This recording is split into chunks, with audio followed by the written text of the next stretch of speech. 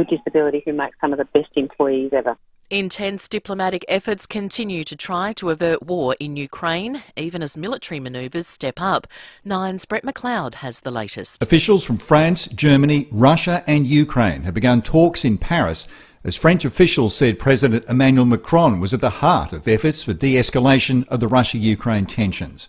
Macron plans talks with Vladimir Putin and Ukrainian President Zelensky in the coming days. The UK and US have both warned personal sanctions could be imposed on Vladimir Putin if Russia invades its neighbour. But Sergei Lavrov, Russia's foreign minister, says if the West continues what he calls its aggressive course, Moscow will take the necessary retaliatory measures. UK Prime Minister Boris Johnson is refusing to resign over parties held at Downing Street during lockdown. He's under investigation for the gatherings, the second time in a century a serving UK PM has been the subject of such an inquiry. There's a growing push for Australians to eat more insects. It comes amid concerns that using meat, such as beef, will become unsustainable as our population grows. Senior lecturer in nutrition at Armit University, Dr Jessica Danaher, says there are a range of ways they can be eaten. What we've actually found is that people would be willing to eat insects if it was more so in a powdered form, so indistinguishable, and you don't really know what the insect is.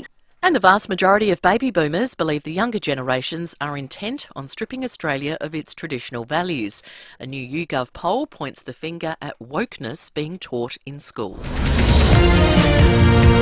Now to 5AA Sport, and it's good morning to Jace Kemp. And a very good morning to you, Mel. Let's start with cricket first. And the Strikers' season is over after a heartbreaking loss in last night's Challenger.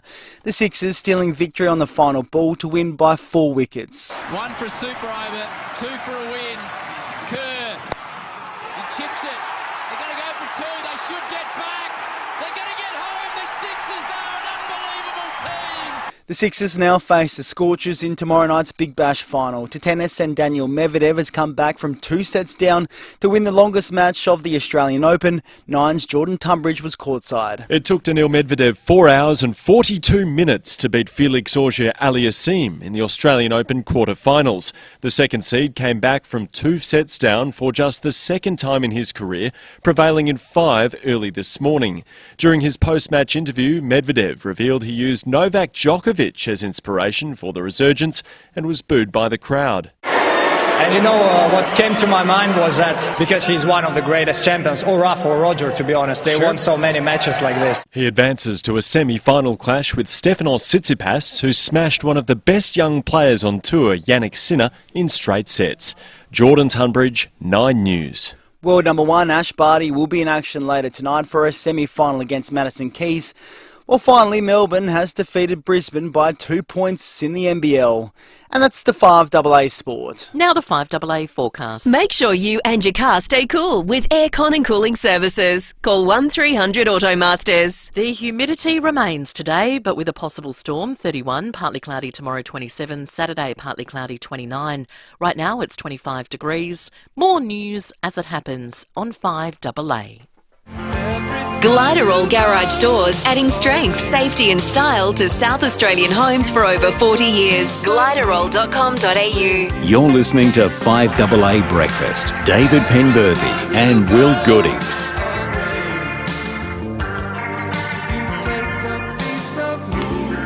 6:05, good morning to you. Welcome to Thursday on 5AA Breakfast. We're off to the US in the first hour of the program today. Lots of development overnight with regard to tensions between Russia and Ukraine, and the US involvement could be bigger than first expected. We'll get some more detail on that before 7 o'clock. The song's going to play forever, isn't it? After 7 o'clock, flashback with Michael Smith. I'll turn it down for your benefit. Matt Abraham will be on the show too. It's still going. We'll dissect some of the spin of the last week. Of course, we will be in about 20 minutes' time talking all things Australian Open. Tom Wren's been there doing a wonderful job covering it all for Channel 9 and 5AA. David Penberthy, good morning to you. Good morning, Will. Good morning, listeners. Yeah, the Australian Open, I'll tell you what, it's looking more and more like, the front row of the big day out than a tennis tournament at the moment, particularly when Kyrgios and Special Kokkinakis have been playing together. Where do you sit in that argument about how a tennis crowd should behave? I saw Tom Duday's tweet yesterday, which I thought was interesting, which was that the players should just learn to live with it. Like if you're an AFL player, you go out there and if he spills a mark, there's not like a yeah. There's not a sympathetic sort of from the crowd. That's right. If he comes across third man and he doesn't get a polite clap from the entire crowd. No, and the AFL Grand Final, like, you know, when the umpire goes to bounce the ball for the first time, he doesn't stand there going, quiet, please, quiet, please. Like, one of the great moments of the football season is the first bounce of the AFL it's Grand as loud Final. as possible. Yeah, it's off the Richter scale. Having said that, it's the nature of the Australian Open crowd that bothers me a bit, because I reckon over the years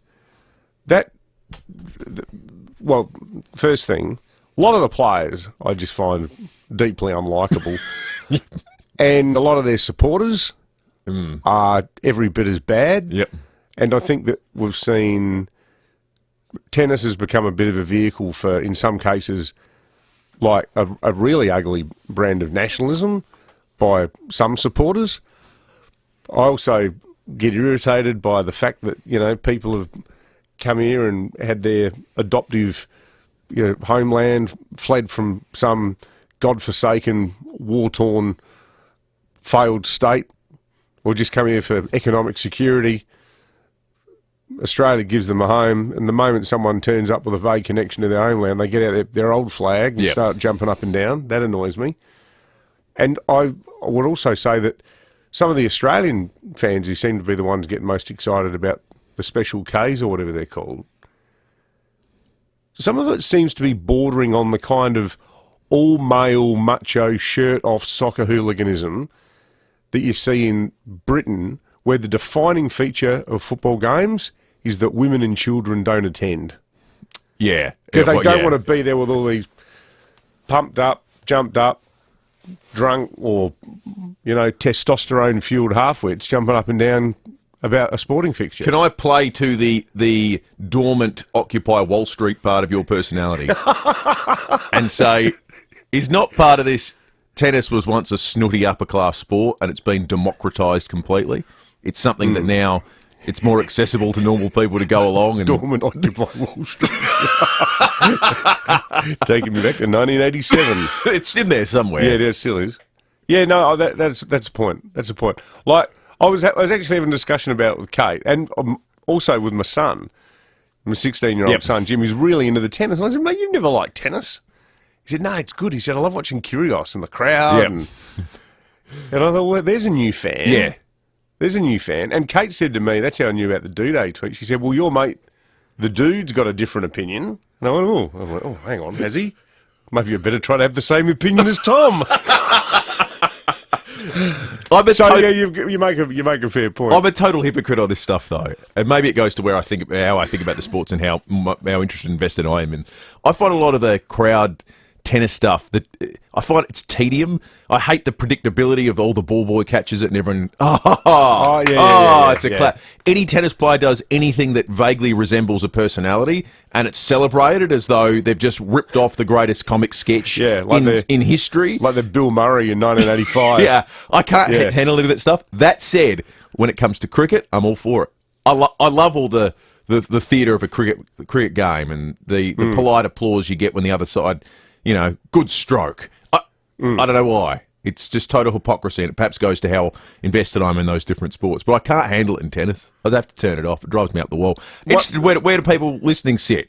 You pro-rowdy, or do you like it to be a little bit more structured and considered, your tennis crowd? 8223 or text us on the Telstra Storm Barker text line. Now, the thing, in all honesty, the thing that troubles me the most about it is the lack of sportsmanship part, where people start jeering after someone does a first service fault, and then they try to psych them out on their second serve. I reckon that's low rent. But the thing that I find worst of all, and this was the foundation of my discussion with Jim last night, was there's nothing, and don't get me wrong, I swear a lot. Like, you should hear us during the ad breaks. It's out of control. I got no issue with swearing, provided it's done with a degree of wit or intelligence or purpose. And the Kyrgios press conference last week, where in front of a full crowd on live TV, he said, my first serve was effing great today. Now, That's just stupid. That's just someone who doesn't have access to other words in the English language to denote emphasis or to stress something. And because Jim was saying he's funny, and I'm going, that's an example of something that's not funny. And the other thing too, the way Kyrgios talks, like, I done good. It's like, no, you did well. Yeah. You didn't done good. No one's done good. And he's smarter than that. And this is one thing, and you see it with AFL players as well. There's this trend in male culture in Australia where people live in fear of sounding like they're intelligent. Ah, well said. Well said. Don't you think? Oh, it's one of the most irritating elements of Australian sporting culture. Yeah. Yeah, Or you're Australian right. male culture. Sporting, you're right. It's male sporting culture. Male culture in general. Yep. Like there's this sort of yeah. thing, oh, what are you, some sort of book-reading shirt lifter, are you? Yeah, yep. Because you can conjugate verbs properly. It's a great point. 12 after 6. Apparently there was a thunderstorm last night. Were you quite across this? Through it. I slept through it too. It's so much so I wonder if it even existed. Lucy tells me it did. If anyone's got pictures of lightning last night, I'd like to see them as proof. You can text us on the Telstra Storm Out Barker text line 044808 1395. Apparently, I've seen pictures. Michael Smith, who will flash back with later, put up the radar picture last night. It looked like something pretty fierce was coming in, but yeah. Well, what about this? Ron on the Telstra Storm Out Barker text line. He says, hey guys, my God, did it pour down at midnight last night in Craigmore? We must have had at least 50 mil in that half hour. Gutters and stormwater were overflowing. Fortunately, no damage inside. And Dave from Melbourne, a big tennis fan, says, I enjoy tennis so much I find the prospect of clipping my mother-in-law's toenails more appealing. Thank you, Dave. 13 after 6 news headlines are coming up. In 4 days, Survivor begins. Survivor's ready! Australian Survivor Blood vs. Water starts in 4 days on 10. Can't wait. Hey, it's Rory Sloane. For 20 years, the team at Jarvis Toyota have been helping South Australian families keep that "oh, what a feeling" feeling. Over that time, Jarvis has put their support behind Variety, the children's charity, as platinum sponsor of the Variety 4-wheel drive adventure. And they've got plenty more support to give. If you're about to rediscover the road, make sure you take a proper test drive from the range at Jarvis Toyota, South Road, Clovelly Park, proudly celebrating 20 years of support. This is Brad. Brad loves his aircon set to a frosty 16 degrees. But Brad has a problem. He gets the gilts having it on all day. Well, Brad, save your gilts for giving the family frostbite, because NRG Solar gives you electricity guilt-free. Just guilt-free cold air all day long. Electricity guilt-free with NRG. Maybe I'll sing next time, Brad.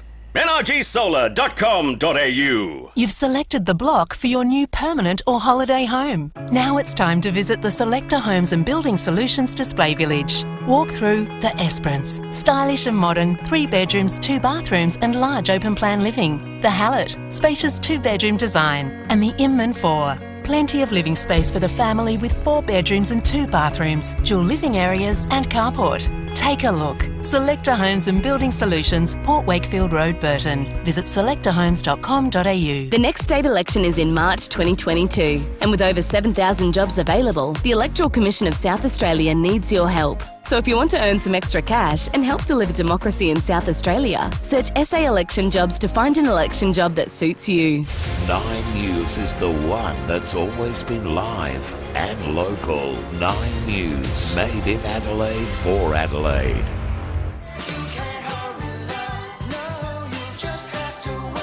Gliderol Garage Doors' new platinum sectional doors are modern, unique and stylish. Gliderol.com.au. You're listening to 5AA Breakfast. David Penberthy and Will Goodings.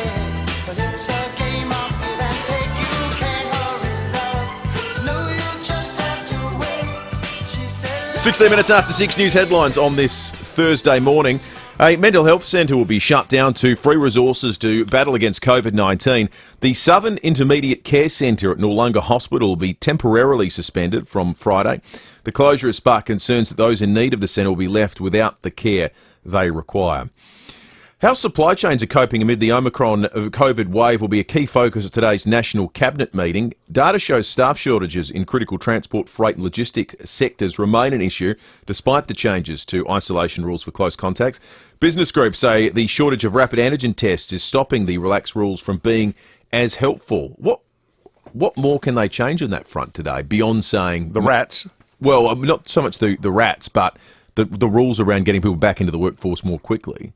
Beyond saying, you know, there are some critical sectors, and for you guys, maybe there are no close contacts. Yeah. Are we close to getting there? Do you think? Well, I don't know. I just don't. Depends on it's a business to business proposition. Yeah. Most people I know who are in white collar jobs are still basically being told don't even think about coming into the office. You know, so how that's playing out in distribution chains is a different story. The other thing is it varies from state to state. It does. So, you know, and the whole idea of getting the rapid antigen testing. Well, the Premier here yesterday, he said he doesn't even think they're necessarily worth it. We suggested that in the context of the teachers' dispute. Well, I do wonder what's the PCR testing is vastly superior, absolutely more reliable. What's the connect? So you get tests. How does that get people back into the workplace? Is that based on the presumption that workplaces themselves would rather have people tested before coming in? Because otherwise, I don't see how that's the panacea to people not coming into the office. No. Premier wants more people in from next week. The record-breaking rain we saw at the weekend has kept roads closed in our far north. You talk about logistical issues. This one's we've had to grapple with in Australia from the beginning of time. A 250k stretch of the Stuart Highway between Glendambo and Coober Pedy is still closed. It means a crucial delivery route for communities in the Northern Territory is completely closed off.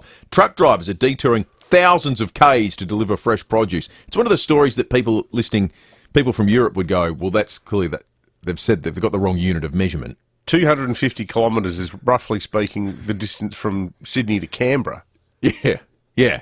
Closed. That's a long way. Closed. So you've got to take the round trip, thousands of k's. That's insane. It is quite extraordinary. Millions of dollars in additional grants are being offered to encourage business to employ more people with a disability. The federal government is promising $20 million to fund recruitment improvements, additional training and resources, and address workplace culture. Social Services Minister Anne Ruston says employers can help change attitudes in the community. We know right now employers are calling out for people to work in their workforce, and so we believe this is a great opportunity for them to actually invest in people with disability who make some of the best employees ever. And the United Nations this morning, Sandra Sully with the late news, they're warning Afghanistan is hanging by a thread.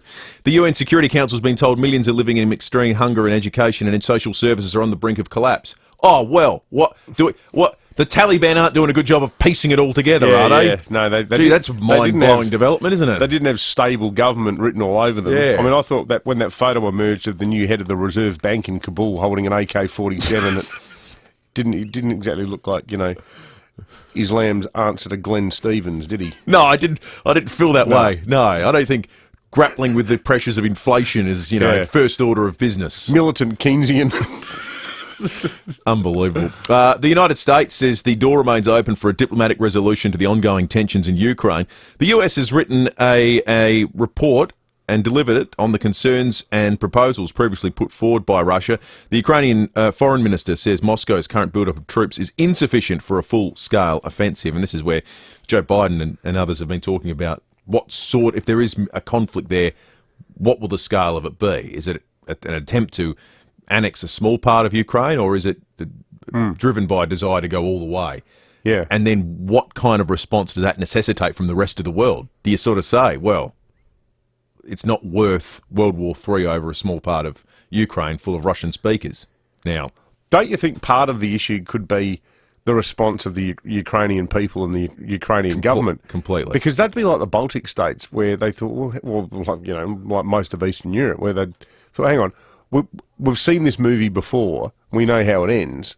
Like, that, Ukraine was an independent standalone state pre-Soviet Union, was it not? No. Well, or was it always a region within Russia? It was a region partly before World War II. It was a region partly within Russia, partly within Poland. Right. So hence Russia says, well, it's always been. That's right. These parts of it have always been Russian. Yeah, that's their argument. So Ukraine as a standalone country is a relatively new thing. I'll find out. My understanding. While do you want to do a quick Google on that and get some key facts for us, Will? Yeah. I'm going to read out a couple more texts. Gabrielle, talking about the rain. She's in Hendon. She said we absolutely had it bucketing down in Hendon last night. And just in relation to the tennis, quite a few people are getting fed up, not just with the crowd, but the players. Blackie in Unley Park says, maybe when the players stop grunting during play, I'll be more concerned about the crowd noise. One here, I'm pro-rowdy without getting rude, provided people are enjoying themselves and being entertaining. Last night's 5-set men's match was such great theatre. Loud thunder and lightning in the northeast for hours last night, but most importantly, how awesome is Dylan Olcott? He certainly is. He's an absolute legend. Yeah, he certainly is. 1991, broke down the Soviet Union. Ukraine became an independent state. Been a region that sought determination as far back as the First World War. Right. And has had self-governing elements that would identify as Ukrainian prior to that and hundreds of years prior to that. But the idea of Ukraine as an independent state as we know it is a post-Soviet Union phenomenon. Yeah, right. Bob in Gawler has called in on the weather overnight. Bob, apparently it did happen. We just slept through it. Is that right? You might have slept through it, but it woke me up like someone was in my house turning the lights on and off. My lightning app said we had over 100 strikes. Wow. And I reckon about 20 mil of rain. And that's being conservative. Wow.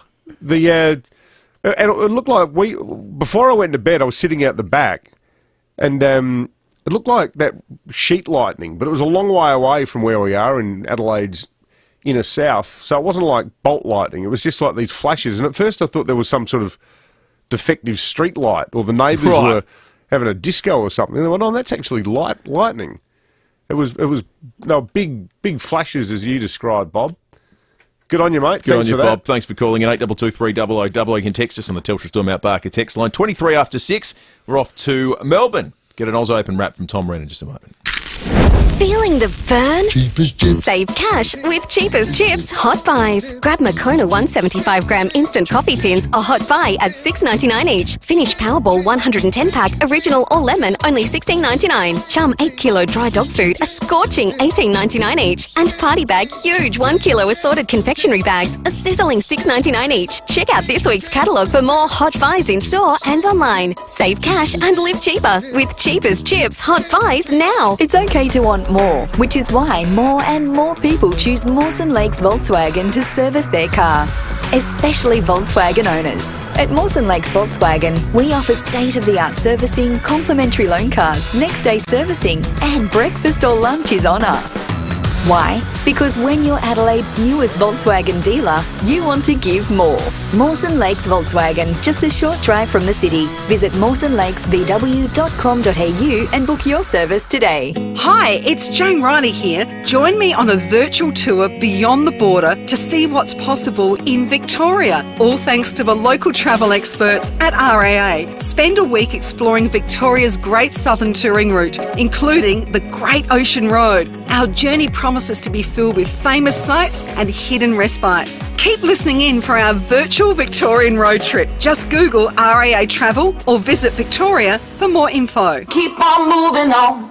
Leon here. I trust Zen Energy to help keep me cool in the summer. Adelaide's own Zen Energy is resetting how we do renewable energy in Australia. As we know, solar is the best way to reduce our carbon footprint, build a better world, and save on power bills. It's not too late to access government rebates, so get in quick before prices increase. Contact our friends at Zen Energy and tell them Leon sent you for an even better offer. Visit zenenergy.com.au. That's zenenergy.com.au. It's more important than ever that we step up and stay COVID safe. Wear a mask where required, always check in, practice good hand hygiene, and if you're not well, get tested and stay home. For more information, visit stopthespread.sa.gov.au. A message from the Government of South Australia. 5AA Breakfast is streaming live right now. To watch, simply head online to 5AA Facebook or search 5AA on YouTube. Gliderall Garage Doors, adding strength, safety and style to South Australian homes for over 40 years. Gliderall.com.au. You're listening to 5AA Breakfast. David Penberthy and Will Goodings.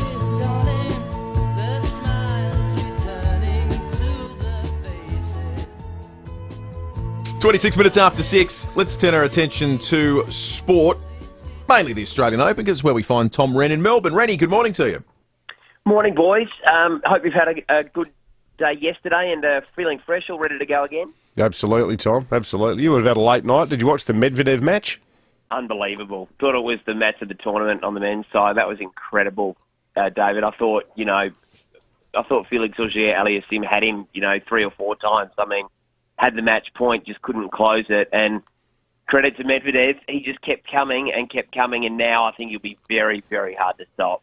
So he gave him a two-set head start, didn't he? He lost the first 2 sets.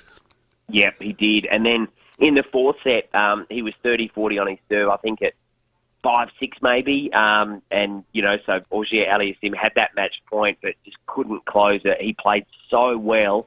But Medvedev, he's just unrelenting. He just keeps coming. So, incredible match, great atmosphere. But to his credit, Medvedev got it done in the end. Hey, Tom, can I ask you a cricket question? Are the Sydney Sixers a bunch of cheats? Did they bend the rules last night to beat the Sixers? To beat the Strikers? I saw the end of it. I didn't like it. Sending out Jordan Silk to try and hit the boundaries. I thought, look, it's within the rules, but I thought it was not... You know what? Mankad's in the rules as well, and it's not in the spirit of the game. So what happened? I missed it. So what happened was Jordan Silk clearly couldn't run, but he can't go out with the runner. So they didn't bat him. But then with 4 balls to go, they needed 10 off 4, I think. So they sent him out there anyway, not allowed to have a runner because he sustained had the injury. Yep. So he went out there, only hit a 1, went down the other end. Then Hayden Kerr hit a 6. Then he hit a 2, I think, and they needed 2 off 1 ball. Jordan Silk's at the non-strikers end, and they said, we're going to retire Jordan Silk because they knew he couldn't run. That's not cricket. So they retired him. And then retired hurt because he couldn't run. He couldn't run properly. Oh, well, you might as well. If you're going to go down that path, if 2020 is that different now from the rest of cricket, let's just do underarm. They're hard to hit for 6. Make it a contact sport. Yeah, well, why not? If the things that are traditional elements of cricket, yeah, exactly. Hip and shoulder someone. That's right. He's got silly mid on. Oh, that's crazy. In a lethal tackle there. Gilchrist was going off about it. Yeah, I think if you look at the spirit of the game, I thought it was poor. I didn't think it was great. I didn't think it was a good look. If you're going to send a guy out there, you send him out there. And then look, not great for mine at all. And season over, it means for the Strikers too. Sadly, great season in the end. Amazing. I mean, they lost 6 in a row. They were almost the laughing stock, and they won 6 in a row. It would have been great if they got there, but. Some positives. They've found a couple of young players, and Matt Short had a great season, but so disappointing because they played so well last night. They just didn't quite execute, and, a couple of things went against them as well. Good on you, Tom. Good on you, Rennie. Great work, boys. Thanks, mate. Tom Wren in Melbourne, and reminder too, the Socceroos play tonight. Big qualifier. Who are we playing? Vietnam. This is in Sydney, isn't it? Absolutely. Must win. Important game. We shouldn't just win it. We should win it. Yeah, well, really well. Funny old game. We need to. There's no wiggle room from here. Because we lost to China the last time we played. We're not strife, but things have to go well from here. Yeah. 6:30, 5AA News Time. Back with more shortly. This is Adelaide's 5AA. Humid with a possible storm, 31 today. With the 6:30 news, I'm Mel Usher. Physio Extra is a registered NDIS provider, so let them support you in achieving your goals. physioextra.com. Supply chain shortages and back-to-school plans will be top of the agenda at today's National Cabinet meeting. Nine's Eliza Edwards is in Canberra. Efforts to limit the damage of Omicron outbreaks will be up for discussion among leaders as supply chain pressures continue to bite. Retailers are calling for isolation exemptions to be extended even further and for the broad availability of rapid antigen tests. Supply will also be critical to the return of school in some states from next week. Today's National Cabinet will get an update on how many kids have received their jabs and how many Australians are boosted. A 22-year-old from Globe Derby Park has been killed after his motorbike slammed into a fence. It happened at Port Pirie West last night. The rider suffered serious injuries and died at the scene. The state road toll for the year now stands at 5.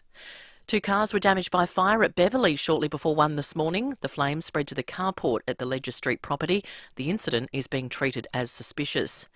And 2 units at Camden Park were damaged by fire in the early hours of this morning. The alarm was raised at the Anzac Highway address around 3 a.m.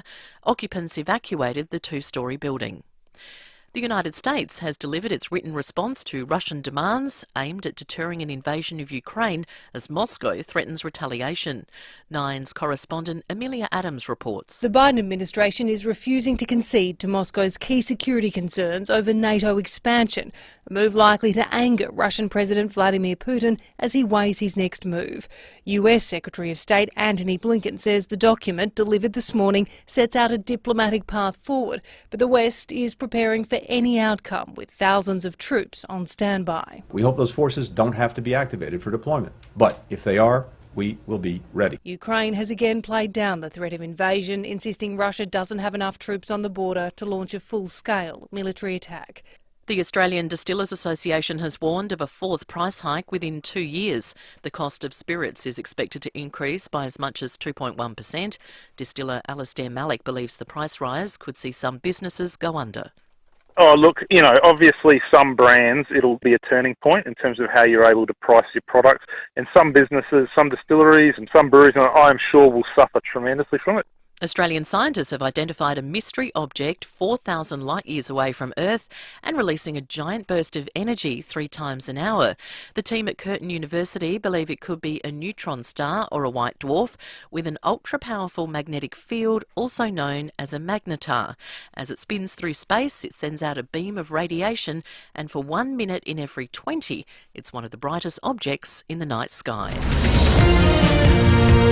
Now turning to 5AA Sport, and it's over to Jace Kemp. Thank you, Mel. Let's start with cricket, and the Strikers have suffered a heartbreaking 4-wicket loss to the Sixers in the Big Bash Challenger.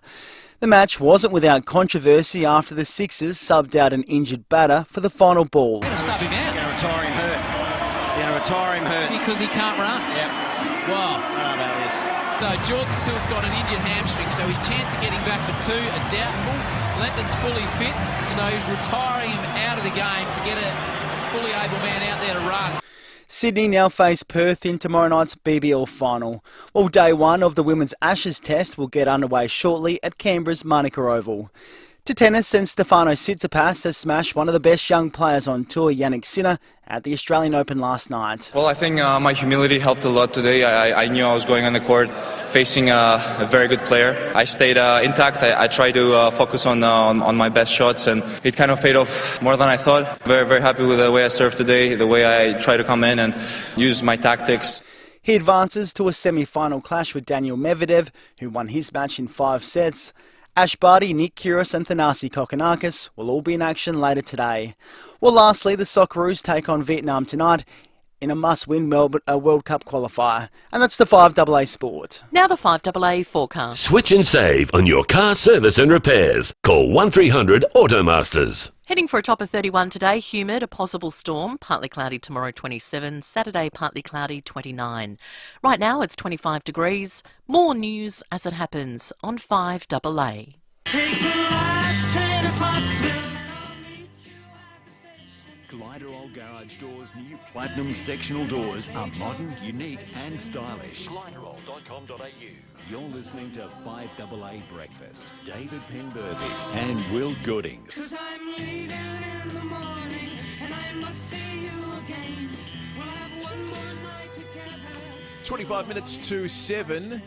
Neil Young has gone to war with a big internet giant. We'll get to that in just a moment. Also, we are going to catch up with Baker and O'Connell to talk about Australians on Australia Day. What's the go-to meal? Vegemite was the winner out of a YouGov poll to nominate the most Australian of Australian foods, which is probably right. I liked celebrity chef Colin Fasnich in the Herald Sun saying that basically you have to be born in Australia to like it. Which is no, that's not true. When I lived in Mexico, my host family, my brother Miguel, I took a jar of Vegemite, and in Spanish it's pronounced Vegemite. Vegemite. That's what he calls it, vegemite. He loved it. And you know what he'd do? He'd get like a corn tortilla, which is their version of bread. You know what a quesadilla is? Yep. Where you fold it in half, it's got cheese in it. We'd come home after a few nights on the mezcal, and Miguel would get the vegemite out, and he'd go, I'm going to make some vegemite quesadillas. And he'd put cheese and Vegemite in a tortilla and toast it. Actually sounds excellent. It's terrific. Don't think that was on the menu at Bakery on O'Connell yesterday, but a lot of traditional favourites were, like Vegemite. Meat pies are up there in the YouGov poll about the most Australian food. James, good morning to you, mate. Hey, morning, guys. How you doing today? We're good, thank you, James. My daughter's boyfriend, James, spent many years working at the bakery on O'Connell. Another James Taylor, you might know him. Yeah, I do know James Taylor. I've worked here for quite a few years myself, so yeah, definitely know James Taylor. That's good. You guys never stop, do you? 24/7? Yeah. Trust me, the phone calls didn't stop yesterday to see if we were open. So we are open every public holiday through till Christmas Eve for anyone that's listening. So yeah, that's the only time we close, just over the Christmas period there. So what was the biggest seller, mate? What was the biggest thing yesterday on Australia? Yeah, probably go on the sweet side. Probably the fairy bread lamingtons.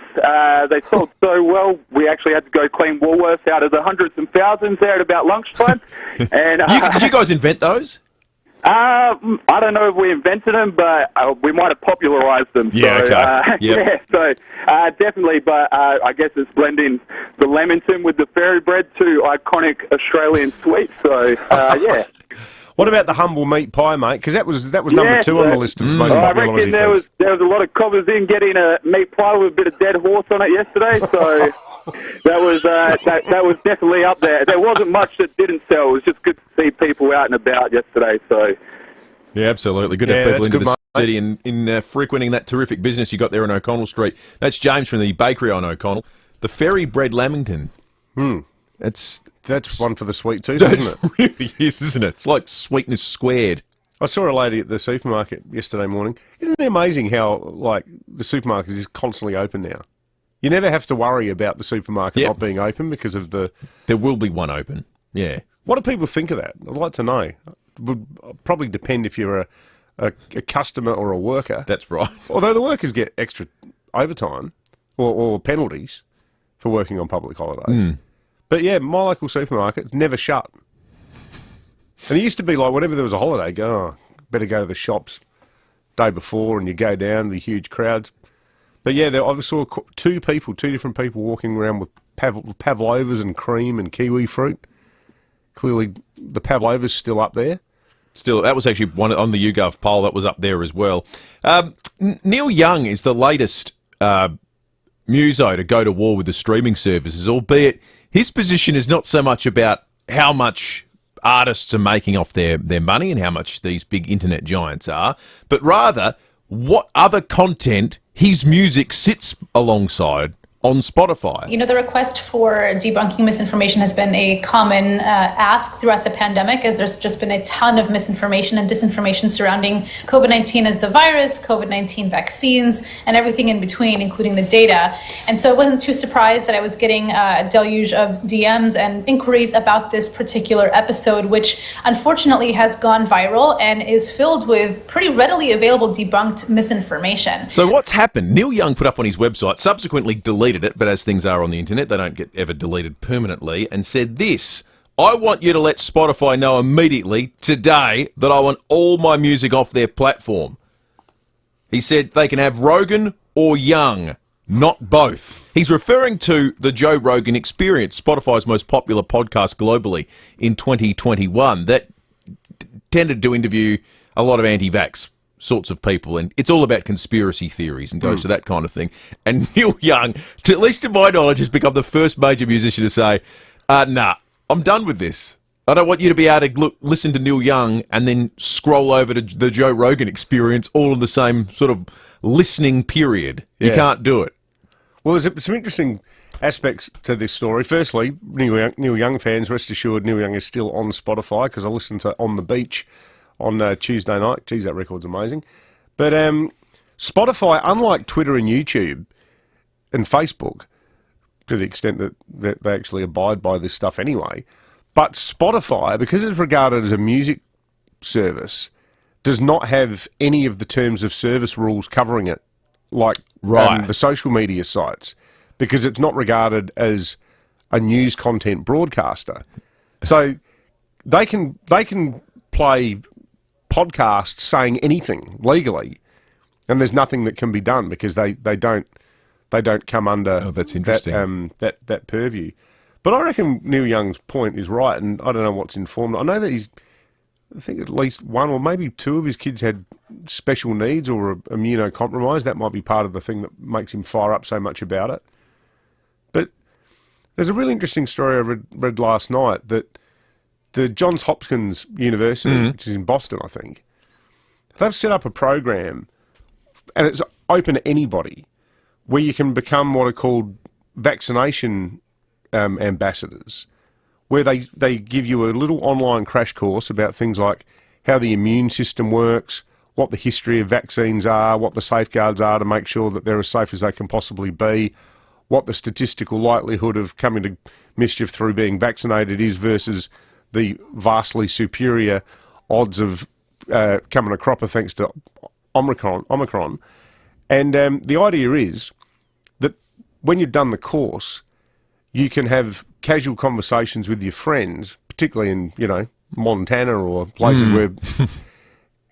And the university said the reason is that we've got so much evidence now that people don't believe anything that their doctor says.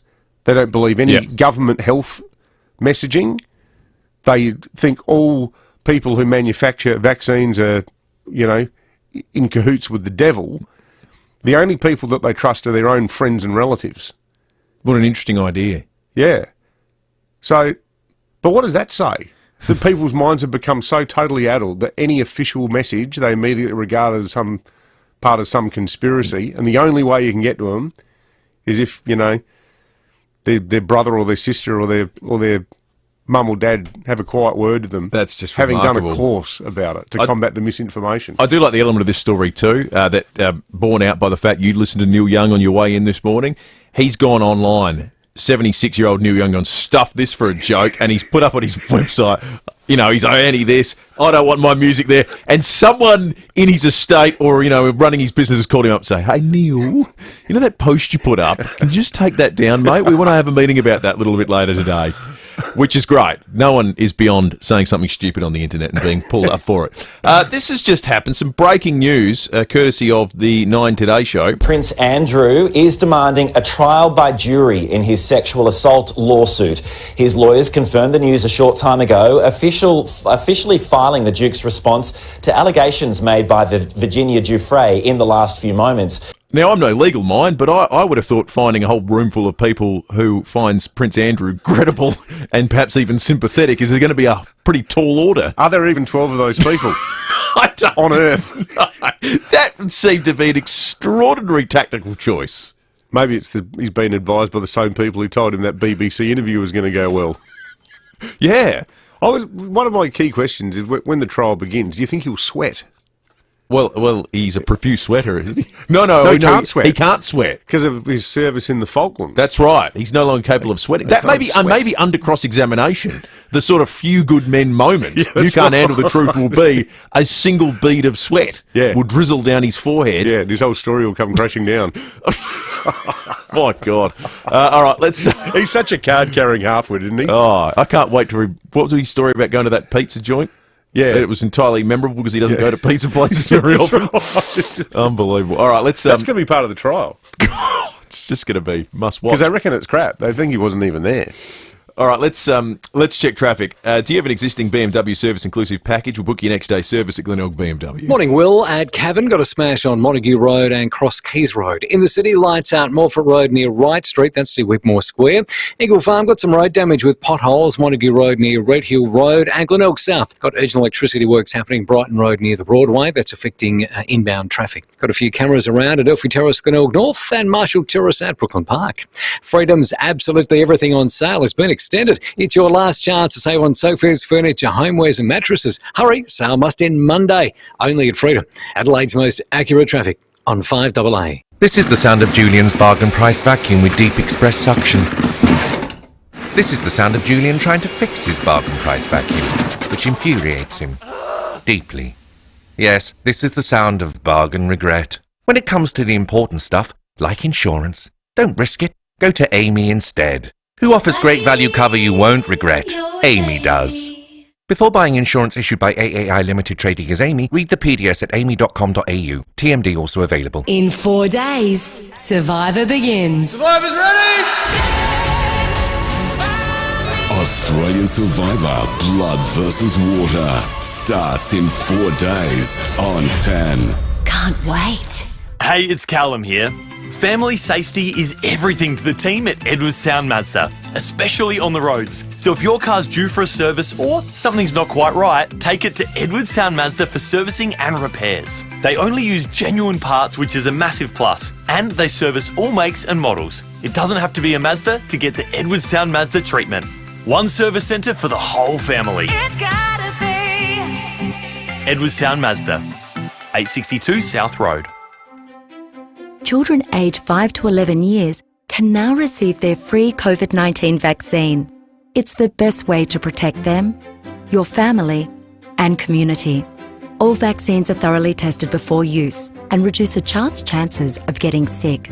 Talk to your GP, pharmacist, or healthcare professional if you have questions. Book now at australia.gov.au.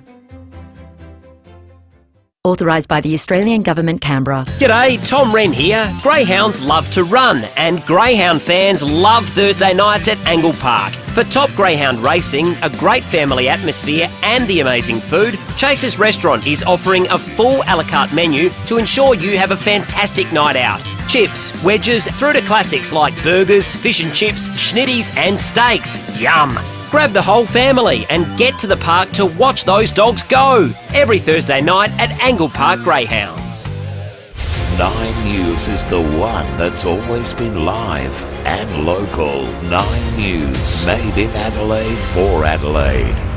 Don't it always seem to go that you don't know what you've got till it's gone? Gliderol Garage Doors, adding strength, safety and style to South Australian homes for over 40 years. Gliderol.com.au. You're listening to 5AA Breakfast. David Penberthy and Will Goodings. 12 minutes to 7. If you're over the humidity, Vince Rowlands will tell you when it's going to end in just a moment. Playing havoc with my hair. I know, you're frizzing all over the place, aren't you? You just can't do anything with it. I think it's just because, I need a haircut. What's your usual excuse? I slept funny. Yeah, that's right. Yeah, at least you got an alibi for a change. Remember, you can watch along on the 5AA Facebook live stream and just, tease us for our appearance, which seems to be 90% of the content on there. Senior Constable Matt Brown from SAPOL is on the line. Matt, you caught up with a couple of people who stole a car. Yes, we sure did, Will. Just after 3 a.m. today, police tried to pull over a ute on First Avenue at Woodville Gardens. However, the driver failed to stop for police. The vehicle then travelled onto the north-south motorway, and the ute appears to have overheated and stopped near the Bolivar Road off-ramp, and the two men inside the ute ran off into the nearby wetlands. Now, one man was immediately apprehended, and then police deployed police dog Arnie, who quickly located the second suspect hiding under the bushes. A 30-year-old Lameroo man and a 22-year-old Croydon Park man were arrested and charged with illegal use of a motor vehicle.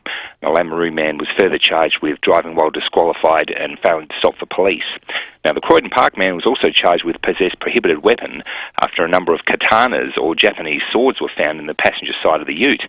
I'm not sure if he was on his way to Mortal Kombat 2 or what, but we're glad to have those off the streets, guys. Wow. Unbelievable. Now, both of those men they didn't apply for bail and will appear in court today. So some good work out there at Bolivar. Katanas, I've never heard that word. So they're like samurai swords, are they, man? Yeah, big the swords ninja swords. too. Yeah. Ninja swords. Like the ones that are like 2 metres long sort of thing. That's right. Yeah. Well, maybe not quite that big, but they're huge. Yeah, absolutely. Yep. Crikey. Matt, also very sad news, a fatal motorbike crash at Port Pirie West. That's right, David. Just after 6:30 p.m. last night, police and paramedics were called to the terrace at Port Pirie West after a Honda motorcycle had collided with a fence. Now, the rider, a 22-year-old man from Globe Derby Park, sustained serious injuries in the crash and died at the scene. Now, the terrace was closed between Frederick Road and Clara Street last night, but has since been reopened, and major crash investigators are investigating the cause of the collision. Now, police ask anyone who witnessed the crash or has any information to call Crime Stoppers on 1800 333 000. The man's death is the 5th life lost on SA roads, compared with 7 at the same time last year. And Matt, just lastly, there was a pub robbery at Clemzig. That's right. About 12:45am today, police were called to the hotel on North East Road after reports that 2 men, one of them armed with a firearm, entered the gaming room area and threatened staff before stealing cash and fleeing the scene on foot. Now, no one was injured, but the first suspect is described as wearing a blue hooded Adidas jumper and dark-coloured tracksuit pants. And the other suspect was wearing a red hooded jumper. So anyone who may have witnessed the incident is once again asked to call Crime Stoppers on 1800 333 000. Thank you, Matt. Senior Constable Matt Brown from SOPOL. Let's talk about the weather. Vince Rowland, Senior Forecaster at the Bureau. Vince, did that thunderstorm, lightning storm last night catch everyone by surprise, or did you guys see it coming? Oh, look, we did realise there was quite a bit of activity around. Probably didn't think it was going to happen so late, but yeah, sometimes it does catch you out a little bit. But yeah, certainly some pretty intense thunderstorm activity. We did see some falls across the city and the hills, particularly up in the northeast, up in the sort of mid-20 range. But yeah, some fairly intense falls with rainfall around 20 minutes in about half an hour in a few locations, and I think there was some call-outs for some flash flooding through there. But yeah, that's just going to sort of add to the humidity that we have around at the moment. Yeah, so those conditions continuing. Top of 31 degrees in the city today, and looks still a risk of some shower and thunderstorm activity developing later today as well. So yeah, even though most of the activity is going to be to our east and north, there's still a bit of a risk over Adelaide today. But look, there is a bit of relief from the humidity on the way. We do see those winds swing round to the southeast tomorrow, so we'll see temperatures dropping back down to around 27 degrees after an overnight low of 20 degrees. Still a slight risk of a shower around, but yeah, certainly much drier conditions expected across the city. And those drier conditions continue over the weekend. 29 degrees for Saturday, 32 for Sunday, 32 again for Monday, and then a couple of cooler days to round out the end of the forecast period with 24 for Tuesday and 23 for Wednesday. Lovely run of warm weather there. Good on you, Vince. Thanks for that. 24.7 already. Actual temperature, but the apparent temperature, it feels like it's 27.7. And in our building, it feels like it's about 37.7. I don't know what happened in here, but it feels like an oven. It's like a siege situation. Well, they're trying to drive us out of the building. Well, I mean, possibly. 6 to 7. We're off to the US in just a moment. If you're going to test drive a new car, taking it around the block a few times, it's just not enough. So take a proper test drive at Jarvis Toyota Clovelly Park. The all-new Land Cruiser 300 boasts enhanced luxury and technology, making it a pleasure to drive both on and off-road. With a brand new 3.3-litre twin-turbo V6 diesel engine, it's the most powerful diesel Land Cruiser yet. Rediscover the road and take a proper test drive in the new Land Cruiser 300 at Jarvis Toyota, South Road, Clovelly Park. Proudly celebrating 20 years of great deals. Leon here. I trust Zen Energy to help keep me cool in the summer. Adelaide's own Zen Energy is resetting how we do renewable energy in Australia. As we know, solar is the best way to reduce our carbon footprint, build a better world, and save on power bills. It's not too late to access government rebates, so get in quick before prices increase. Contact our friends at Zen Energy and tell them Leon sent you for an even better offer. Visit zenenergy.com.au. That's zenenergy.com.au. Hi, Rodney Jane here. Make sure your tyres are safe these holidays with Bob Jane T-Marts. No one beats our great getaway deals. Buy 3, get 1 free, and up to $100 instant cashback on iconic brand, passenger, performance, SUV, and 4x4 tyres. The biggest tyre range from just $65, our best tyre price guarantee, and Australia's largest alloy wheel choice from only $125. We'll look after you. T's and C's apply. With continued cases of COVID-19 across South Australia, now's the time to book your booster. Boosters increase your protection against all COVID-19 variants, including Omicron, and they're available 3 months from your second dose. Plus, there are now more clinics and more appointments to choose from. Book your booster at your local GP, pharmacy or SA Health clinic. Book your booster now at covidvaccine.sa.gov.au. A message from the Government of South Australia. 5AA Breakfast is streaming live right now. To watch, simply head online to 5AA Facebook or search 5AA on YouTube. Gliderol Garage Doors' new platinum sectional doors are modern, unique and stylish. Gliderol.com.au. You're listening to 5AA Breakfast. David Penberthy and Will Goodings.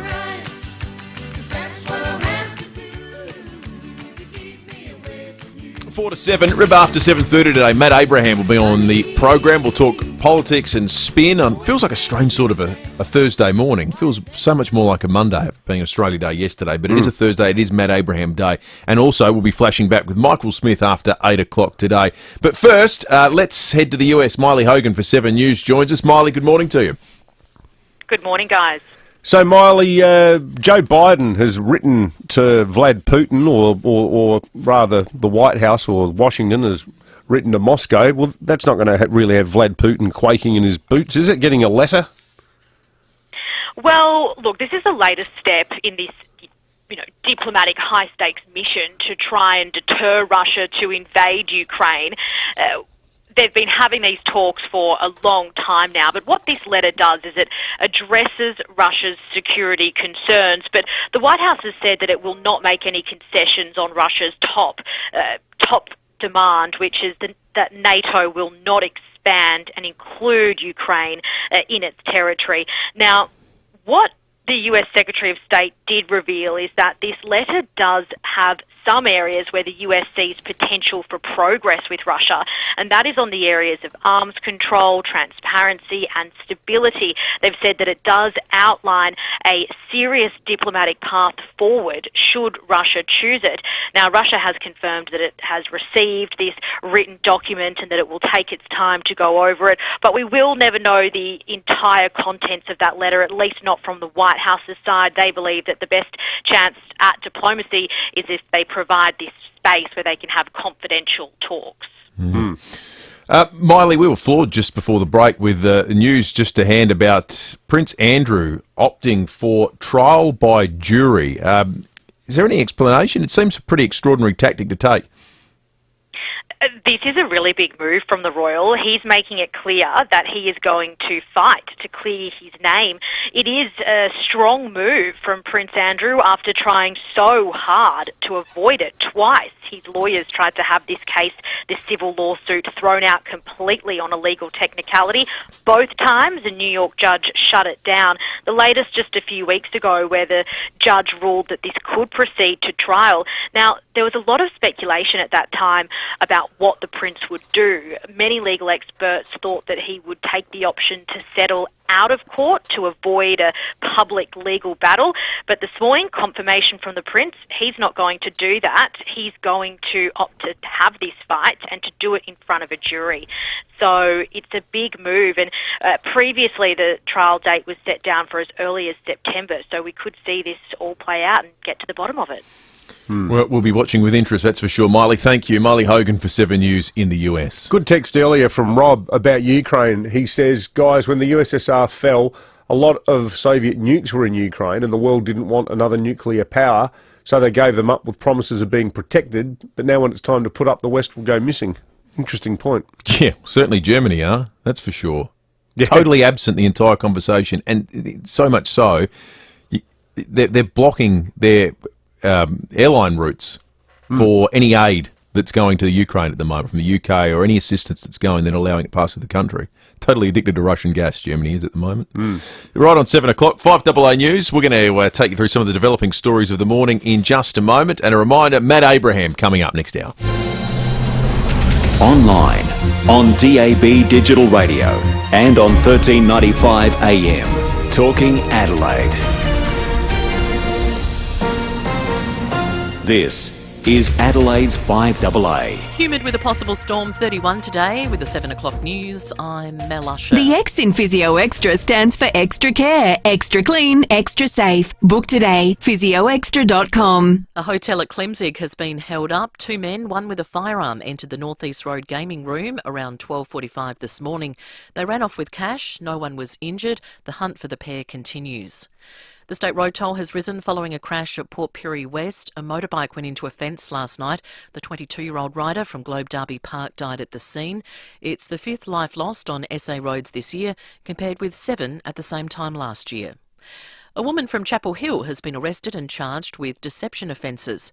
Earlier this month, she allegedly paid a vulnerable person a sum of money to receive a COVID vaccination in her name. It will be alleged she accompanied the person to a vaccination clinic in the Hills, deceiving SA Health by allowing the person to receive the jab in her own name while pretending to be their carer. It's further alleged the woman required evidence of vaccination for her own employment. She's been bailed to front court in March. The Prime Minister will face questions over kids' COVID vaccines and the country's rapid test supply when National Cabinet meets this afternoon. Supply chain pressures continue to bite as more states prepare for next week's return to school. Leaders will come together this afternoon to thrash out the country's next steps in dealing with Omicron. $20 million in grants is being offered to encourage businesses to hire more workers with a disability. The federal government has announced another round of the funding for additional training and resources.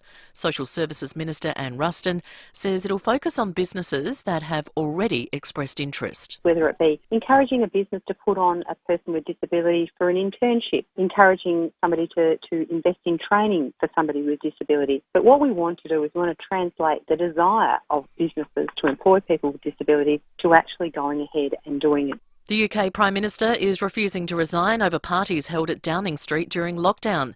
Boris Johnson is under investigation for the gatherings. He says the opposition is relentlessly opportunistic in calling for his resignation. He has flip-flopped from one side to the other. He would have kept us in lockdown in the summer, Mr. Speaker. He would have taken us back into lockdown at Christmas. Prince Andrew has demanded a trial by jury for that sexual assault lawsuit in the US. Virginia Giuffre has accused the royal of sexually assaulting her more than 2 decades ago. He's denied all allegations of wrongdoing. The United States has written to Russia in response to a list of security demands over Ukraine. Moscow is stationing around 100,000 troops near its border to the East European country, calling for Ukraine to be barred from joining NATO. US Secretary of State Antony Blinken says America will make no concessions in Russia's main demand. We make clear that there are core principles that we are committed to uphold and defend, including Ukraine's sovereignty and territorial integrity, and the right of states to choose their own security arrangements and alliances. The door of a British Airways Boeing 777 has been ripped off while pushing back in Cape Town. It's understood the jet bridge was still attached as it started moving. The flight to London was cancelled. Now turning to 5AA's sport, it's over to Jace Kemp. Thank you, Mel. To cricket first, and the Strikers' season has ended in heartbreak with a 4-wicket loss to the Sixers. The challenger was decided on the last ball after Sydney needed 12 runs from the final over. Skipper Peter Siddle took 1 wicket for the match, equaling the most in a BBL season with 30. Wickets are wickets. I've taken loads over my career, and one more wicket in my last over might have been the difference as well. I would have preferred to take another one and seal the game, but yeah, that's just part of the game. That audio thanks to Fox. To tennis, and world number 2 Daniel Medvedev has dug deep to book himself a spot in the Australian Open semi-finals. Nine's Craig Gabriel reports. For the first time at this Australian Open, a player has won a match after being down 2 sets to love. Medvedev has not only done that, but he's also had to save match point against Auger Aliassime in what was a gripping encounter that had the crowd award the players with an extended standing ovation. After 4 hours 42 minutes, Medvedev claimed victory 6-7, 3-6, 7-6, 7-5, 6-4. It's only the second time in his career that he's won from 2 sets to love down. The Socceroos will take on Vietnam tonight in a must-win World Cup qualifier, while the Festival of Cycling is heading for Stirling today for stage 1 of the men's race. And that's the 5AA Sport. Now checking 5AA traffic. A new and independent home for BMW is now open on Brighton Road. Visit Glenelg BMW today. At Birkenhead, got a crash, the Port River Expressway and Nelson Streets. In Cavan, another collision there, Montague Road and Cross Keys Road. In the city, lights out, Mulford Road near Wright Street, that's near Whitmore Square. And Glenelg South, urgent electricity works, Brighton Road near the Broadway, that is affecting inbound. A few cameras for the drive-in today, Adelphi Terrace, Glenelg North and Bradley Grove and Mitchell Park. Got experience administering vaccinations? You can help the state government ensure we all get the COVID-19 booster. Visit sahealth.sa.gov.au/COVID recruitment. Adelaide's most accurate traffic, on 5AA. Now the 5AA forecast. Make sure you and your car stay cool with aircon and cooling services. Call 1300 Automasters. Humid today, a possible storm and 31, partly cloudy tomorrow 27, Saturday partly cloudy 29. Right now it's 24 degrees. More news as it happens on 5AA. Gliderol Garage Doors, adding strength, safety and style to South Australian homes for over 40 years. Gliderol.com.au. You're listening to 5AA Breakfast. David Penberthy and Will Goodings. 6 after 7, Michael Smith shortly will flash back. Then after 7:30, Matt Abraham will dissect the spin of the last week. In a few moments, we're going to take you through some data that's literally just coming out this morning about the housing market here in Adelaide. We've hit a new record with regard to house prices, so we'll take you through that. But first, let's get to some of the other stories of the day. In fact, the last day or two. We'll start with a nice good news one too. That is that Australian of the Year, Dylan Alcott, he's had a massive, and he's about to have a massive couple of days. So he's going to compete in his last Australian Open final today. In the last 2 days, he's been made Australian of the Year, and he spoke really well at the ceremony. We have to have greater representation of people with a disability absolutely everywhere. In our boardrooms, in our parliaments, in our mainstream schools, on our dating apps, on our sporting fields, in our universities, absolutely everywhere. So we get the opportunity to start living our lives just like everybody else. And I promise you, you won't just enrich the lives of us, but also yourselves in the process. Yeah, at the ceremony on Tuesday night, he made the point that he used to hate himself for his disability, but said ultimately sport was what turned it all around for him. And then he loves it. Yeah. Then he can't imagine life without a disability. He's got the best, his attitude to life. Yeah. Like, whether you're able-bodied or not, you can learn a lot from Dylan Alcott. Yeah, He's I an think impressive guy. I like that in his opening speech, though, he's going to use the position to advocate for things. And I think as a country, we've got to sort of accept that that's kind of the job of people who are Australian of the Year. I mean, we have in the past had a bit of a habit of just giving it to people because they're good at sport. Yeah. You know, full stop. You know, people who have, sure, they've been terrific in their chosen field, but they haven't actually been doing anything on top of that. But this is where the goods thing was so sad, and I even think the Grace Tame stuff yesterday, she was... I know a lot of people will be offended by the way she behaved with Scott Morrison, and I've seen columnists saying she looked like a surly little brat, and some people will think that, and maybe purely on the basis of manners, there's an argument to be made that if she couldn't get through that engagement in a civil fashion, she shouldn't have gone. Some people will say that.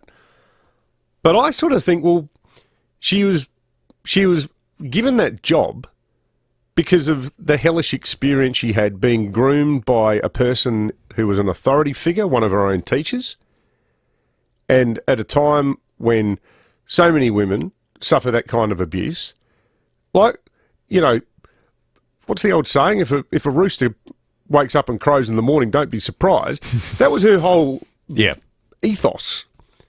That was the reason she got the job, was to agitate, to ask unpleasant questions, to tell harrowing stories. A bit like Goods. It's like, well, we just want him to stand there smiling for 12 months, do you? Yeah, you can't award someone for being an advocate and then... tell them to shut up. That's right. Yeah.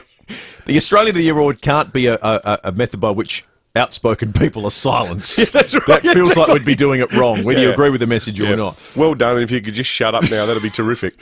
I reckon there's a few people in his own party that wish Boris Johnson would shut up, albeit it's tough when you're under cross-examination in question time. There was another great exchange this morning.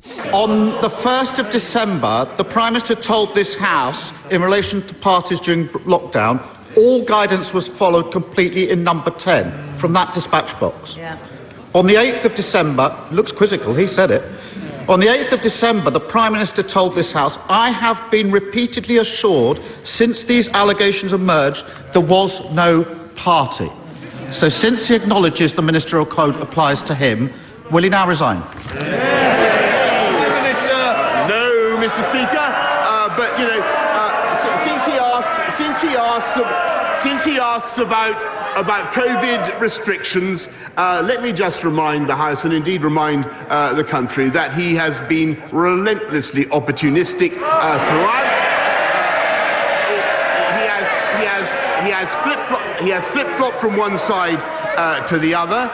He would have kept us in lockdown in the summer, Mr. Speaker. He's battling on manfully, Boris Johnson, but it feels like it's, the death rattle sort of point of his political career. The big logical problem with his position is he actually does live in the house where the parties keep being held. It's not like if there were parties that were being held in other people's houses that were being organised by government staffers and some MPs, then he got a bit of an alibi. But, it's just funny, I came home and there was a party in my house. The most generous interpretation of his position is that parties keep happening to him. Yeah, that's right. But it just makes him look like a bumbling hooray Henry, doesn't it? Yeah. But part of the issue is he's sold himself as a bumbling hooray Henry. For sure. And so now this has happened and everyone totally believes it. Have you heard that great interview he did a couple of years ago about how he stopped eating French cheeses? It's so funny. I need to catch up. I was eating too much cheese. I've stopped eating cheese. Camembert, Brie, Epoisse. Comte. I need to listen to that. I can't get it up. Really good. That's good stuff. Hey, what was it? 8223 text us on the Telstra Storm Out Barker text line. What's the most trouble you got in as a kid when you were little? The kind of thing people didn't get hurt, but maybe you just had some explaining to do. This is one of my favourite stories in the world at the moment. The people are coming with the boxes, large boxes, and they were just dropping. So one box came, two box came. Your customer service person, she was laughing so much. Oh my God. So we are thinking to keep few items as a memory. That's some reporting from CNN featuring two parents who couldn't work out why boxes kept arriving at their house full of all sorts of things. Household items, chairs, flower stands, furniture, just stuff kept turning up. They had a fight. Well, you keep buying things. I didn't buy this rubbish. You've been buying it. Turned out neither of them had been buying it.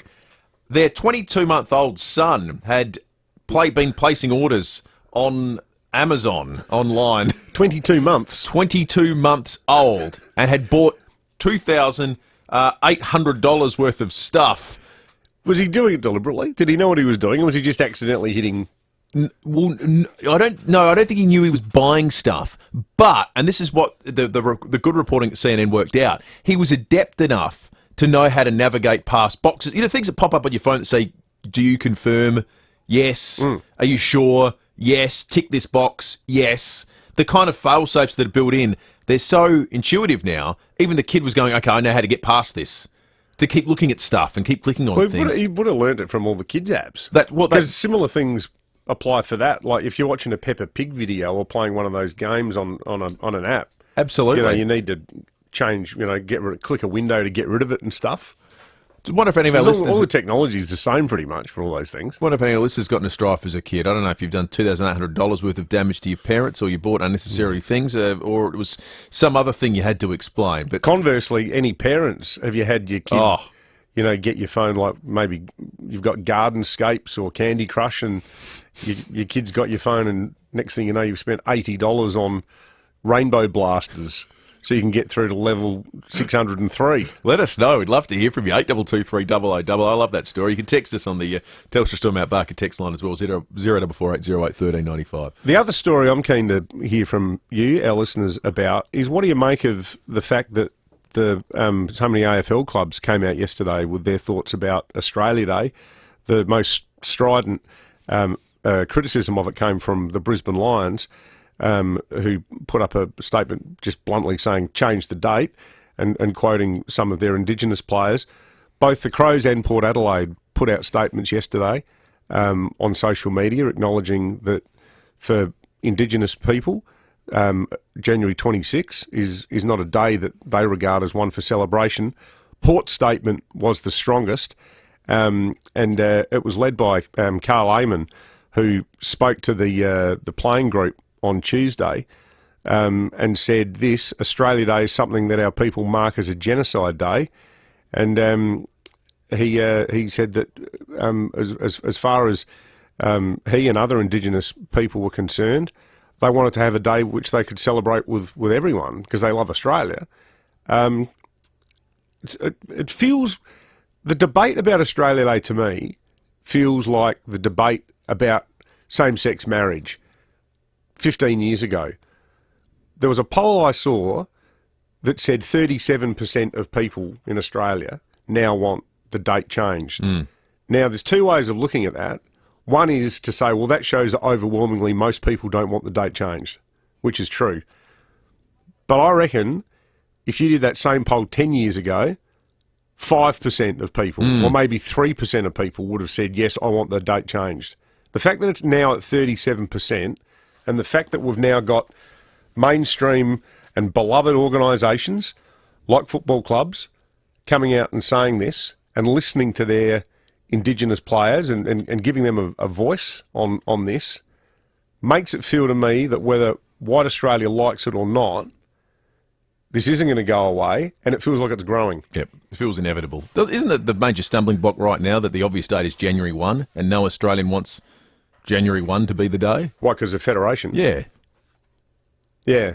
Well, I don't know. After the last 2 years, is Federation worth celebrating? That's an excellent question. Does Western Australia want to celebrate it? Well, are they still part of the country? I'm not sure. I don't know. Tell you what. I don't think it matters what date it is, but I think I can understand why it grates with Indigenous people so much. And the thing is, I'm not massively emotionally wedded to Australia Day, so I sort of feel like if I care about it a hell of a lot less than black people do, then maybe we just say, fair enough. Yep. All right, let's check traffic. Do you have an existing BMW service inclusive package? We'll book your next day service at Glenelg BMW. Thanks, Will. At Birkenhead, got a crash, Port River Expressway and Nelson Street causing a few delays this morning. Cavan got another collision there, Montague Road and Cross Keys Road. In the city, lights out Morford Road near Wright Street, near Whitmore Square, and Glenelg South. Got urgent electricity works there, Brighton Road near the Broadway. That's affecting inbound. Got Cameras Doors Road, Melrose Park, Everard Avenue, Ashford, and Maxwell Terrace at Glenelg East. A Porto's double Bondi burger is anything but average, with 2 fresh grilled chicken breast fillets, lettuce, cheese, mayo, and a Porto's original chilli sauce for just $9.95. Adelaide's most accurate traffic on 5AA. Steinborner certified cars in Gawler, Nuriootpa and Clare has always been well worth a trip. And even more so now with their 38th birthday sale. To celebrate, Steinborner has scoop purchased SA's biggest range of vehicles, SUVs and 4x4s and ripped $500,000 off normal prices across the range. Plus, great deals on new and demo Hyundai, Ford and Mitsubishis. Make the trip to one of Steinborner's 8 dealerships or view the whole range at steinborner.com.au. Steinborner certified cars. It's well worth a trip. Whether you're celebrating catching up with family again, getting all the grandkids round for a barbecue, or heading out to dinner with some old friends. Oh, mate. Absolutely cool. You don't want to miss out on hearing the best bits. Should have gone to Specsavers. For a free 15-minute hearing check, book today at specsavers.com.au/hearing. Conditions apply. Well, Jane Riley's at it again. She's discovering what lies beyond the border to see what's possible in Victoria, all thanks to the local travel experts at FIVEaa. So this time she's taking us on a virtual Victorian road trip. How's this? The 12 Apostles, Lockhart Gorge and London Bridge appear on many bucket lists. Port Campbell is where you'll find these icons of the Great Ocean Road, and Jane is virtually there today. Anchor's Port Campbell is the perfect base to explore the shipwrecked coast, and they're very proud supporters of the region's fresh produce, including cheese, chocolate and honey. How's the driving in that part of the world too? Just amazing. Yep. And this afternoon, Jane will be catching up with her own Jade Robran to talk about Tower Hill and its famous crater from a dormant volcano. Keep listening for Jane Riley's virtual Victorian road trip. For more info, head to raa.com.au/visit Victoria. I'm Kathy Nagel, the Chief Executive Officer at Western Hospital, Henley Beach. Plastic surgery is sometimes a choice of treatment for scars and other disorders, or it's a choice for improving body image and emotional health. Western Hospital has highly respected plastic surgeons who conduct both clinically indicated and cosmetic surgery. Cosmetic surgery, ranging from liposuction to facelifts, is all completed by qualified plastic surgeons in a hospital environment. For more information, visit westernhospital.com.au. 9 News is the one that's always been live and local. 9 News, made in Adelaide for Adelaide. Gliderol Garage Doors' new platinum sectional doors are modern, unique and stylish. Gliderol.com.au. You're listening to 5AA Breakfast. David Penberthy and Will Goodings.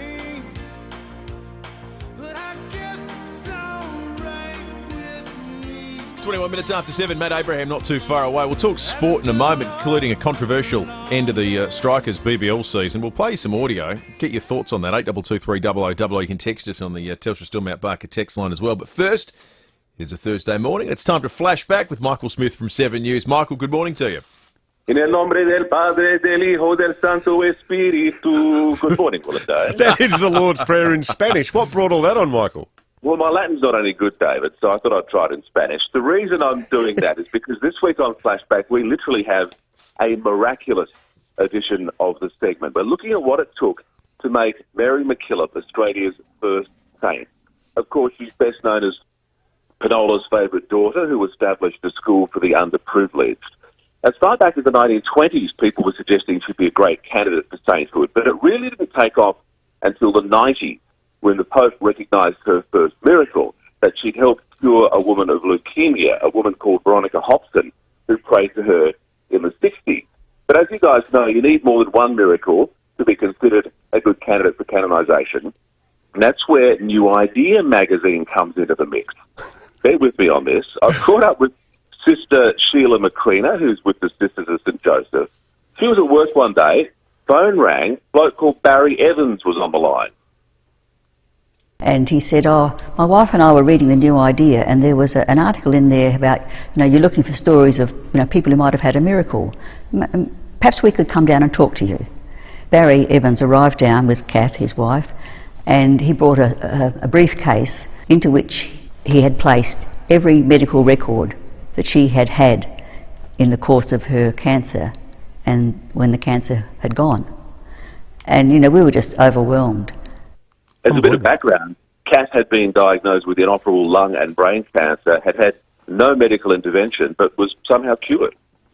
Remarkable, isn't it? It's quite a process, though, isn't it? Because all of these things need to be vetted, don't they? The Vatican has some sort of committee, and they sit down and go through to make sure that all of this miraculous stuff is ridgy-dig. They can't just give you a simple tick of approval. Sister Sheila McCreena really drove that whole process, took a mountain of paperwork to be sent to the Vatican. It took years for the final approval. 2010, the official canonisation happened. You might remember there were huge celebrations in Penola as well as at the Vatican. And I might suggest that she might be responsible for a third miracle. I think she's answered your prayers that Ali Clark leave the ABC. Oh, that's very fun. Very droll. Very droll, Matt. Yeah. But, when Australia might get a second saint, we're not quite sure. But as you say, a lot of paperwork. And I think Mary McKillop is so widely admired because she was sort of seen as a battler who made good, did a lot of good for other people, and certainly put Penola on the world map. And as you know, there's that very good interpretive centre down there now, which attracts pilgrims from all around the world. Beautiful part of the world. Absolutely. Good stuff. Thank you, Michael. Good on you, Michael. Michael Smith from 7 News as we flash back each and every Thursday morning. Let's flash back to the end of the Strikers season last night. No sports show, obviously, yesterday, Australia Day. Everyone was off. But it's worth just revisiting this. I wasn't across it until Rennie started explaining, I think, what is, that's the BBL equivalent of the underarm incident that did take place. Have a listen. This is how the Strikers' last season ended. One for a super over, two for a win. Kerr, he chips it. They're going to go for two. They should get back. They're going to get home. The Sixers, though, an unbelievable team. They've got half a fit side. They'll play the Scorchers in the decider to try and win 3 in a row. Brilliant game of cricket. This team are never, ever beaten. Yeah, that was the celebration of it. But the reality of the situation was that there was a batsman that was injured and standing at the non-strikers end with 2 required off the last ball. Couldn't run, did his hammy. Couldn't run, did his hammy. So they retired him hurt. Now, but he was already out there batting. And he wasn't eligible to have a runner because he had an existing... He could move. It wasn't like he was, He couldn't have... totally he had an existing injury. I mean, the convention of cricket is you can't do that. You just don't do that. Maybe that's just the nature of what's happening to sport at the moment between tennis and the cricket and whatnot. Maybe no one gives a stuff about tradition anymore. We had plenty of chances to win that game, though, and Adrian texted in on the Telstra Sawmount Barker text line saying, hey, stop papering over the cracks. The strikers lost because Carey and Head failed with the bat. And they didn't exactly set the world on fire, batting-wise. But, a few missed stumpings, dropped, absolute clanger of a drop catch as well. But, I'd defer to Adam Gilchrist and Mark Waugh, who were in the commentary box at the time. He said, this looks pretty sus. It's just... Yeah, just appalling. Yeah, and as we said earlier, you might as well allow underarm bowling then. If it's BBL and the rules don't apply in the tradition of the game. Bring Trevor Chappell back. Exactly right. Bend the old arm over or under, as was the case. Straight arm under. A lot of discussion about Australia Day on the text line. One here, two options. 2nd of January, which is close to the Federation anniversary, and an extra public holiday to recover from New Year's, or the last Friday or Monday of January, so we have a long weekend instead of a random day off in the middle of the week. That's from Emily. I like that text because it's quintessentially Australian. It's like we want to celebrate, our wonderful country that we love when, well, somewhere convenient where we can have an extra long weekend. Right, exactly. Why? Well, because it's a good day off. Fred asks a valid question, which is whether changing the date will actually stop the discussion about our history and bad things that were done in the past and the need for reparations or treaties and all this sort of stuff. He says, I couldn't care less which day we celebrate Australia Day, but if the date is changed, will Indigenous people and others be happy and move forward, or will there just be other demands? Fair question. I mean, there'll always be that, because there's going to be comparisons made to other countries. Like, people say, well, New Zealand's got a treaty, why haven't we got one? Yeah. Like, I mean, Yothu Yindi wrote a song about it. It's a significant, demand coming from Indigenous people. I think a lot of people are just sick of the whole thing, though. The thing that, more than anything, is likely to tip it over the line is exhaustion. Yeah. People just go, sorry, stuff. I'm so sick of hearing about it. Let's just get on with it. Yeah. And... we don't talk about much in this debate that I think deserve a voice, given certainly to the nature of Australia at the moment. It's also a day that now gets celebrated by people. A lot of Australians became citizens on this day that came to the country. Yeah.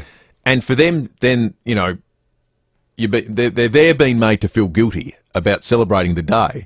And there's something that's fundamentally broken about that. No one should feel bad about celebrating Australia on a day. Yeah. So find a day where that can happen. Well, I mean, it was writ large a few years ago here in Adelaide when there were the group of Afghan people who were celebrating, and they came sort of head-to-head against a group of Indigenous people who were protesting, and the poor Afghans are going, oh, sorry, we didn't realise we were doing anything wrong. And they haven't done anything wrong. No, exactly. That's right. That's broken. Got a text from Matt Abraham. So this is what we're going to talk about with Matt. The polls showing falling support for the government's handling of COVID, and the Peter Malinauskas policy announced earlier in the week that would ban political donations. So that's what's coming up. Matt Abraham in a moment. The Edwardstown Mazda sale is on right now, and it's sizzling with massive savings on new, demo and used Mazdas. Plenty of stock is arriving daily, but you'd better hurry. They'll be snapped up. Edwardstown Mazda, 862 South Road, LMVD 207428. For radio lovers, it all adds up. You make us laugh. You make us sing. Connect us all to everything. And even when our day's gone wrong, you'll play that song and we'll move on. It all adds up. And now there's even more for us. Extra stations, in fact 20 plus. All our favourites will still be found, but the difference now is digital sound. Free from fuss and free for us. There's more radio to love on DAB+.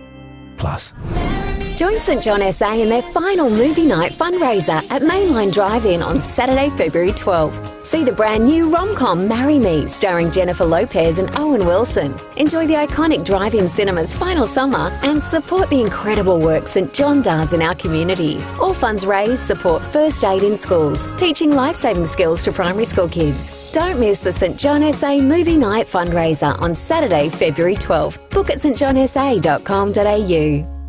Not all milk is created equal. The Fleurieu Milk Company is a perfect example. It's real milk, no additives, no preservatives, 100% local, straight from the farm to your table within hours. The Fleurieu Milk Company pasteurise and bottle their milk on the farm. Doesn't get any fresher than that. Fuel up with Fleurieu milk this January and grab yourself any two 500ml flavoured milks for just $5 at your local ex-convenience. FIVEaa Milk Company, the milk for all South Aussies. You can do just about anything online. Buy a couch, find the love of your life, enter the cryptocurrency market. But there's one thing so important that you should never do online, and that's your will. From the simplest to the most complex wills and estate plans, Donlan Lawyers can answer your questions and help carry out your wishes. The sort of thing you just can't do with an online will. Visit donlanlawyers.com.au and organise an appointment today. donlanlawyers.com.au. 5AA Breakfast is streaming live right now. To watch, simply head online to 5AA Facebook or search 5AA on YouTube. This is Adelaide's 5AA. Humid with a possible storm, 31 today with the 7:30 news. I'm Mel Usher. Physio Extra is a registered NDIS provider, so let them support you in achieving your goals. physioextra.com. The OG Hotel at Clemzig was held up overnight. Senior Constable Matt Brown says it happened shortly before 1. Two men, one of them armed with a firearm, entered the gaming room area and threatened staff before stealing cash and fleeing the scene on foot. Anyone who may have witnessed the incident is asked to call Crime Stoppers on 1800 333 000. There was an Australia Day fatality on our roads. A motorbike went into a fence at Port Pirie West last night. The rider died at the scene. The 22-year-old's death takes the state road toll for the year to 5. A woman has been charged with allegedly faking her COVID vaccine. She's accused of paying a vulnerable person a sum of money to receive the jab in her name, while she posed as the carer at the Hills vaccination clinic. The Chapel Hill resident will front court on deception offences in March. Well, the Prime Minister will face questions over kids' COVID vaccines and rapid test supply when National Cabinet meets this afternoon. Nine's Eliza Edwards is in Canberra. As supply chain pressures continue to bite and some states prepare for next week's return to school, leaders will hold another National Cabinet meeting this afternoon to thrash out the country's next steps in dealing with Omicron. Industry leaders say rapid tests are critical to addressing workforce challenges. The Prime Minister is expected to provide an update on how successful the Commonwealth has been in ordering more supply from overseas. There are calls for young people to head bush and take up shearing. Omicron and concerns over border closures has led to a drastic shortage of shearers, especially from overseas. Wool Producers Australia President Ed Story says for the fit and healthy, there's good money on offer. In a few months, you could well be up to doing 100 a day, which will get you $400 a day. The wages are about $4 a head at the moment. You can get going and get yourself up to a couple of grand a week. An international effort is underway to avert a potential war in Ukraine. Nine's Brett McLeod has the latest. Ukrainian and Russian officials have come face to face for talks in Paris as French President Macron positions himself as a would-be peacemaker. He plans to talk to Vladimir Putin and Ukrainian President Zelensky in the next few days, even as Russia steps up its military exercises. The US has given a written response to Russia's demands on Ukraine and, as expected, made no concessions to Putin's central demand that Ukraine be barred from joining NATO. Ukraine's foreign minister says the amount of Russian troops at the border is insufficient for what he says would be needed for a full-scale offensive. And the United Nations is warning Afghanistan is hanging by a thread. The UN Security Council has been told millions are living in extreme hunger and education and social services are on the brink of collapse. Now turning to 5AA's sport, and it's over to Jace Kemp. Thank you, Mel. To cricket first, the Strikers' season is over after a heartbreaking loss in last night's Challenger. The Sixers stealing victory on the final ball to win by 4 wickets. One for a super over, 2 for a win. Kerr, he chips it. They're going to go for 2. They should get back. They're going to get home. The Sixers, they're an unbelievable team. To tennis, and the last spot in the Australian Open men's singles semi-finals has been decided in a thrilling 5-setter. Nine's Jordan Tunbridge reports. Daniil Medvedev fought back from 2 sets down against Felix Auger-Aliassime to win 6-7, 3-6, 7-6, 7-5, 6-4, the match lasting 4 hours and 42 minutes. The second seed was outplayed for large portions of the clash, even saving a match point with his fastest serve of the night, somehow holding on. He'll take on Stefanos Tsitsipas in a rematch of last year's semi-final, Medvedev prevailing in straight sets on that occasion. In the other men's semi, it's Rafa Nadal versus Matteo Berrettini. Coming up, a massive day of tennis at Melbourne Park. Ash Barty in the women's singles semi-final, the Special Ks in the men's doubles semis, and Dylan Alcott in the quad singles final. The first men's stage for the Festival of Cycling gets underway from Stirling today. Well, lastly, the Socceroos take on Vietnam tonight in a must-win World Cup qualifier. And that's the FIVEaa Sport. Now checking FIVEaa traffic. Do you have an existing BMW service inclusive package? Book your next day service at Glenelg BMW. Got a smash at Birkenhead this morning. It's on the Port River Expressway near Nelson Street, causing a few delays. Glenelg South got urgent electrical works there. That's on Brighton Road near the Broadway, affecting inbound. Quite heavy going at the moment too. And look out in the city, lights out Morford Road near Wright Street. That's near Whitmore Square. A couple of cameras about too. South Road, Edwardstown, Grange Junction Road at Jepps Cross. Boosters are available 3 months from your second dose at GPs, pharmacies and SA Health Clinics. Book now at covidvaccine.sa.gov.au. A message from the Government of South Australia. Adelaide's most accurate traffic on FIVEaa. Now the FIVEaa forecast. Switch and save on your car service and repairs. Call 1300 Automasters. Humid with a possible storm, 31 for your Thursday, partly cloudy tomorrow, 27, then up to 29 on Saturday. Right now it's 25 degrees. More news as it happens on FIVEaa. Gliderol Garage Doors' new Platinum sectional doors are modern, unique and stylish. Gliderol.com.au. You're listening to FIVEaa Breakfast. David Penberthy and Will Goodings.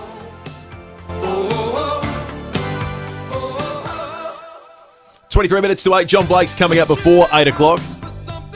Then after 8 this morning, take you through some of the developing stories throughout the morning. We've also got a big wedgie family pass to give away as well. We're going to be talking about movies for that. How endings of movies are pretty critical to how they the story plays out and how we remember them and how successful they are in entertaining us. You can't just go changing them. There's a very famous example that we're going to talk about that's happened in the last couple of days. We'll do that after 8 o'clock today. But first, it's time to talk politics. It's time to talk spin. 9 to 10, out of 10, every time. Thanks to Mighty Helpful Mitre 10, quality brands at great prices for all your DIY needs. It's time for Matt Abraham. Morning to you, Matt. Morning, Will. Good morning, David. Now, Matt, it's always nice when our sort of hunch-based spitballing is subsequently vindicated by some actual data. And I remember last week, and our most recent columns about the pandemic and about whether the borders should have been reclosed after November 23 when Omicron surged sort of made the point, because you and I argued totally the opposite. But the survey that came out last week about the management of the pandemic showed almost a 50-50 split in terms of whether people think the SA government has done a good job or a bad job. Exactly. And for those who aren't aware of the inner workings of columnists for News Limited, who think we all sing off the same song sheet, we both tackled the same topic, that is how Omicron and COVID handling will affect the March 19 election from totally different perspectives. And I have to say, not that we're competitive, Will. I know you're not. But David got something like 347 comments, and I ended up tapping them out at 252, which I was pretty happy with. Not that we regard that as a measure of success of each of our... No. What proportion of comments tend to be fierce agreement? No, they're not really like. And most of the comments, you'll be pleased to know, most of the comments are calling us idiots. But now, let's come back to this. So there've been 2 polls out actually, and they're both very interesting. They look at the how the state government. One of them looks at how all governments are handling it, but the YouGov poll and the TISA looks at how the state government's handling Omicron, COVID. And that has it at what they'd call a mild fail, so it's 48% don't think the government's doing a good job. Across Australia, there's been double-digit falls in how all governments are being rated for the handling of COVID. It is interesting, though, the YouGov polls show that while everyone says what Mark McGowan's doing is, the Hermit Kingdom and it's a disaster, he's still sitting on 85%. So, domestically, he's on a winner. But there's another poll that came out. It's a Essential poll. It's called, that's the name of the company, Essential. And that showed, that pretty much confirmed the Tizer poll. It showed supporters drop. Now this was conducted over the call. Both polls were conducted just about the time we opened our borders, up until last week. Okay, so the euphoria of opening the borders initially, and then the Omicron stuff running through our community, and the Essential poll showed December 6, 60% support, and January 24, 43%. So it's a big drop. There in government support of how they see the Marshall government handling COVID. I had a different take on the YouGov poll that the Tizer printed, and I'd be fascinated to know what the thinking is within Stephen Marshall's office, because only 48% of people thought they did quite well or very well, but there's this 30% cohort in the middle that said they think the government did just okay. In fact, yes. Only 21%, but 1 in 5 people had said they would have done badly or terrible. Now, anecdotally, you bump into people, I hear words like terribly and badly and it's a disaster all the time. I think they take some heart in the fact that only 1/5 of respondents to that poll rated the performance that badly. Well, he might. I think he is a glass half full kind of guy. I think he is. And he is at the point of, we are not far from the election now. We keep saying this. But you do wonder, this is when politicians really have to prove their worth to their party, political leaders. I mean, this is when you have to be like Medvedev last night. You're 2 sets down. You look like you're going to get pasted, and you've got to hold your nerve and just sort of grind it out. And that's where Stephen Marshall is now. I think there's no doubt if a general poll, not on just COVID, but if there was a YouGov poll into how they're tracking, it would probably show the government at 48%, Labor at 52%. Yeah. So pretty much in line with what the COVID one is showing. So 48%. That doesn't mean it's all over Red Rover. He has to hold his nerve, and I think he's doing that, and grind it out. Matt, otherwise I'll get pasted. Yeah. Matt, interested to get your thoughts about the announcement by Peter Malinauskas last week that he will ban all political donations from business groups, donations from unions, donations from private individuals. If that happened, that would be the most the strictest ban operating in any jurisdiction in Australia. Well, this is his democracy speech. I found it a bit weird because, yes, if you ban political donations from unions and big business or anyone, he says, it shouldn't be about the people who've got the deepest pockets. It should be about the party with the deepest ideas. These are sort of nice things to say, but they're not banning, and you can't, individuals, unions, or big business from continuing to spend money supporting the party of their choice. I would think what would happen is we'd just see a switch from the unions, compulsorily having to give money to the Labor Party, many of them, such as the Shop Assistants Union, to just doing it voluntarily in terms of spending on their own campaigns, supporting the Labor Party and things like that. Of course. And as we saw from the Hotels Association, who ran a devastating and really well-funded campaign of their own against Nick Xenophon, and really knocked him for 6. They didn't need to donate the money to Liberal or Labor Party. They just did it themselves. Yeah, well, that's true. It's not going to stop that, is it? No. And the other thing, what he's not going to stop is taxpayer funding of election campaigns. So at the moment, I looked this up last night because I might be touching on it in my column in the Sunday Mail. But currently, taxpayers, whether you like it or not, pay $3.50 for every vote, every primary vote in the first 10%, and then it's $3 in excess of 10%. Now, Labor Party got 33% of the vote in 2014, so it's something like 300,000 votes. Taxpayers do kick, as far as I'm concerned, plenty of dough into political parties.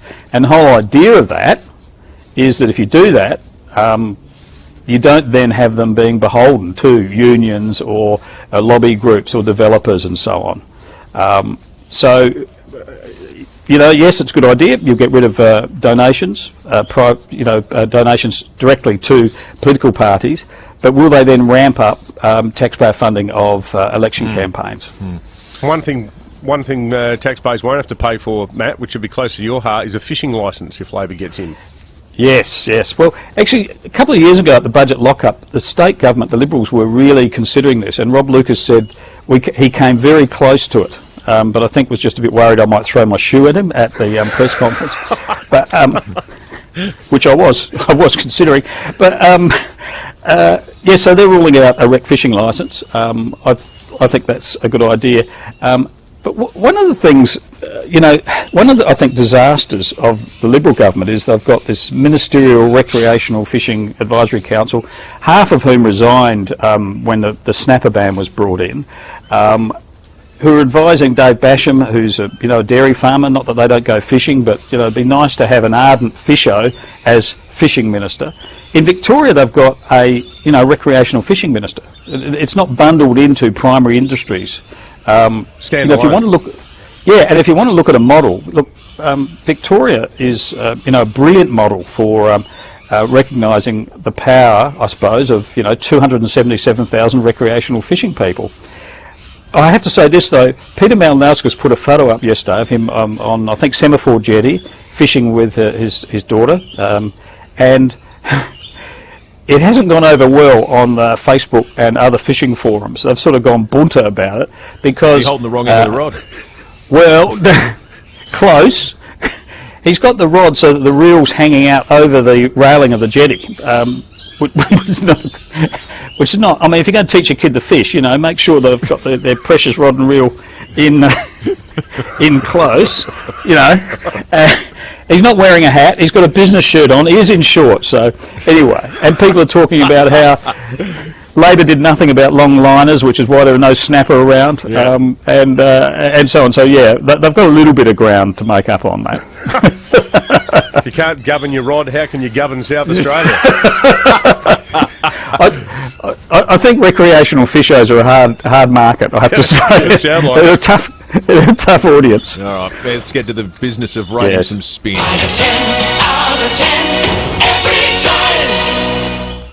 Now, as you were both discussing earlier, Boris Johnson and the birthday parties and the parties and the difficulty when the parties are in your own house in number 10 Downing Street. But this is what I call loyalty. This is Connor Burns. He's a Conservative MP, and he's talking to Kathy Newman from Channel 4 News Times Radio about why it wasn't Boris's fault. This latest party wasn't just a bit of cake in the office, was it? It was a party. Well, you can characterise these things in different ways. My understanding of that, from what I know of it, and I know as much as you do, all your viewers at home know, the Prime Minister was out on visits. He came back, he was working in the Cabinet Room. People came in, presented him with a cake on his birthday, they sang happy birthday, he was there for about 10 minutes. It was not a premeditated, organised party in that sense that the Prime Minister himself decided to have sent out. Well, he, as far as I can see, he was, in a sense, ambushed with a cake. They came to his office with a cake, they sang happy birthday, he was there for 10 minutes. I don't think most people looking at that at home would characterise that as a party.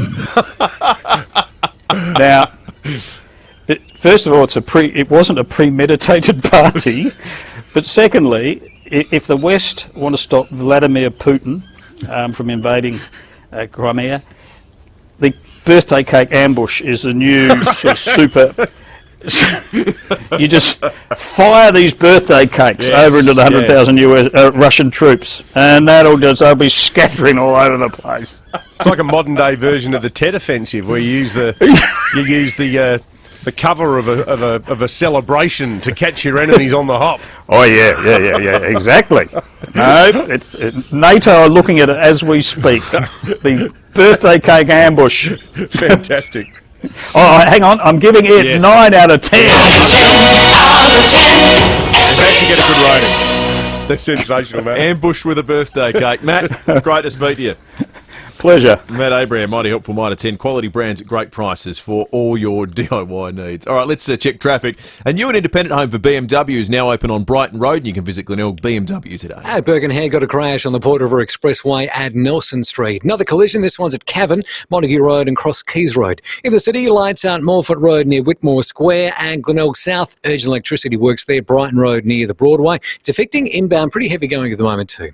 Cameras around Anzac Highway, Ashford, Boothby Street, Panorama and Edward Street's Outdoor Park.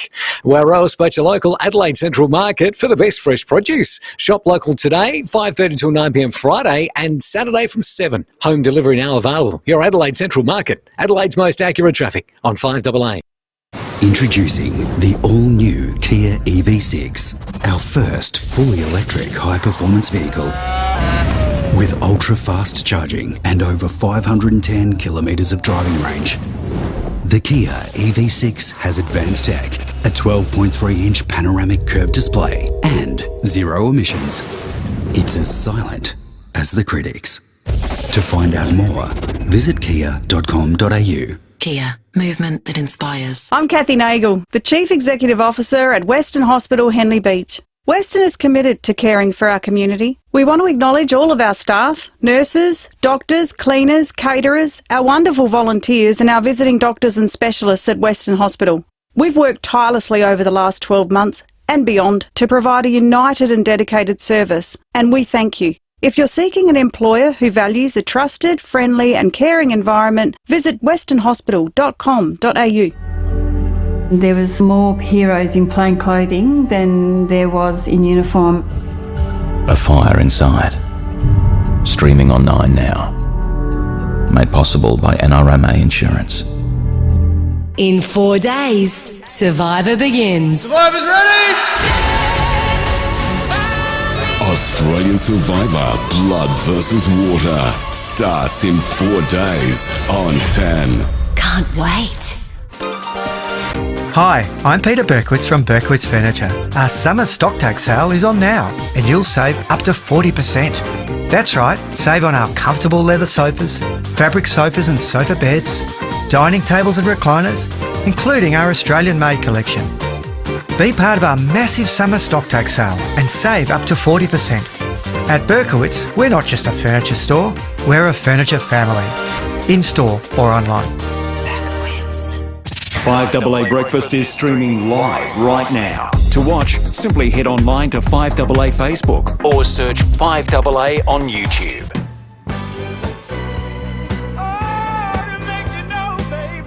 Gliderall Garage Doors, adding strength, safety and style to South Australian homes for over 40 years. Gliderall.com.au. You're listening to 5AA Breakfast. David Penberthy and Will Goodings. 7 minutes to 8. Wallace Fog in just a moment. You'll get some John Blake after 8:30 with Behind Closed Doors, breaking at 8 after 8 o'clock, and also some new data about the cost of owning a home in South Australia that's set to come out very, very shortly, that will identify a new record that's been hit in the Adelaide property market. But first, let's talk about the weather. Jessica Braithwaite from 9 News is on the line. Jessica, good morning to you. Good morning. Geez, this winter's keeping us on our toes. There's so much going on. Did you hear the rain last night? We both somehow managed to sleep through it, Jessica, being early to bed, early to rise. But I tell you what, we've been inundated with texts from listeners about it from right across the state, and the Bureau said it basically came out of nowhere.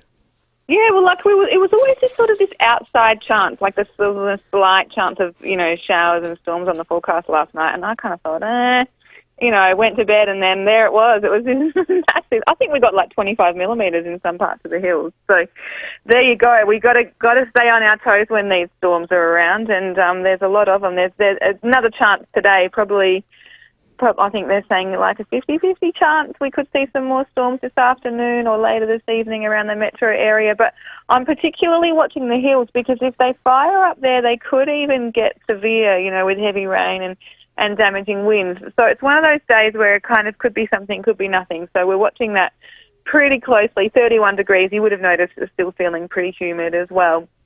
So From tomorrow, it starts to shift back to like our sort of more normal Adelaide summer conditions. Like we get a bit more of a southwesterly coming through. It's going to push that humidity out of town.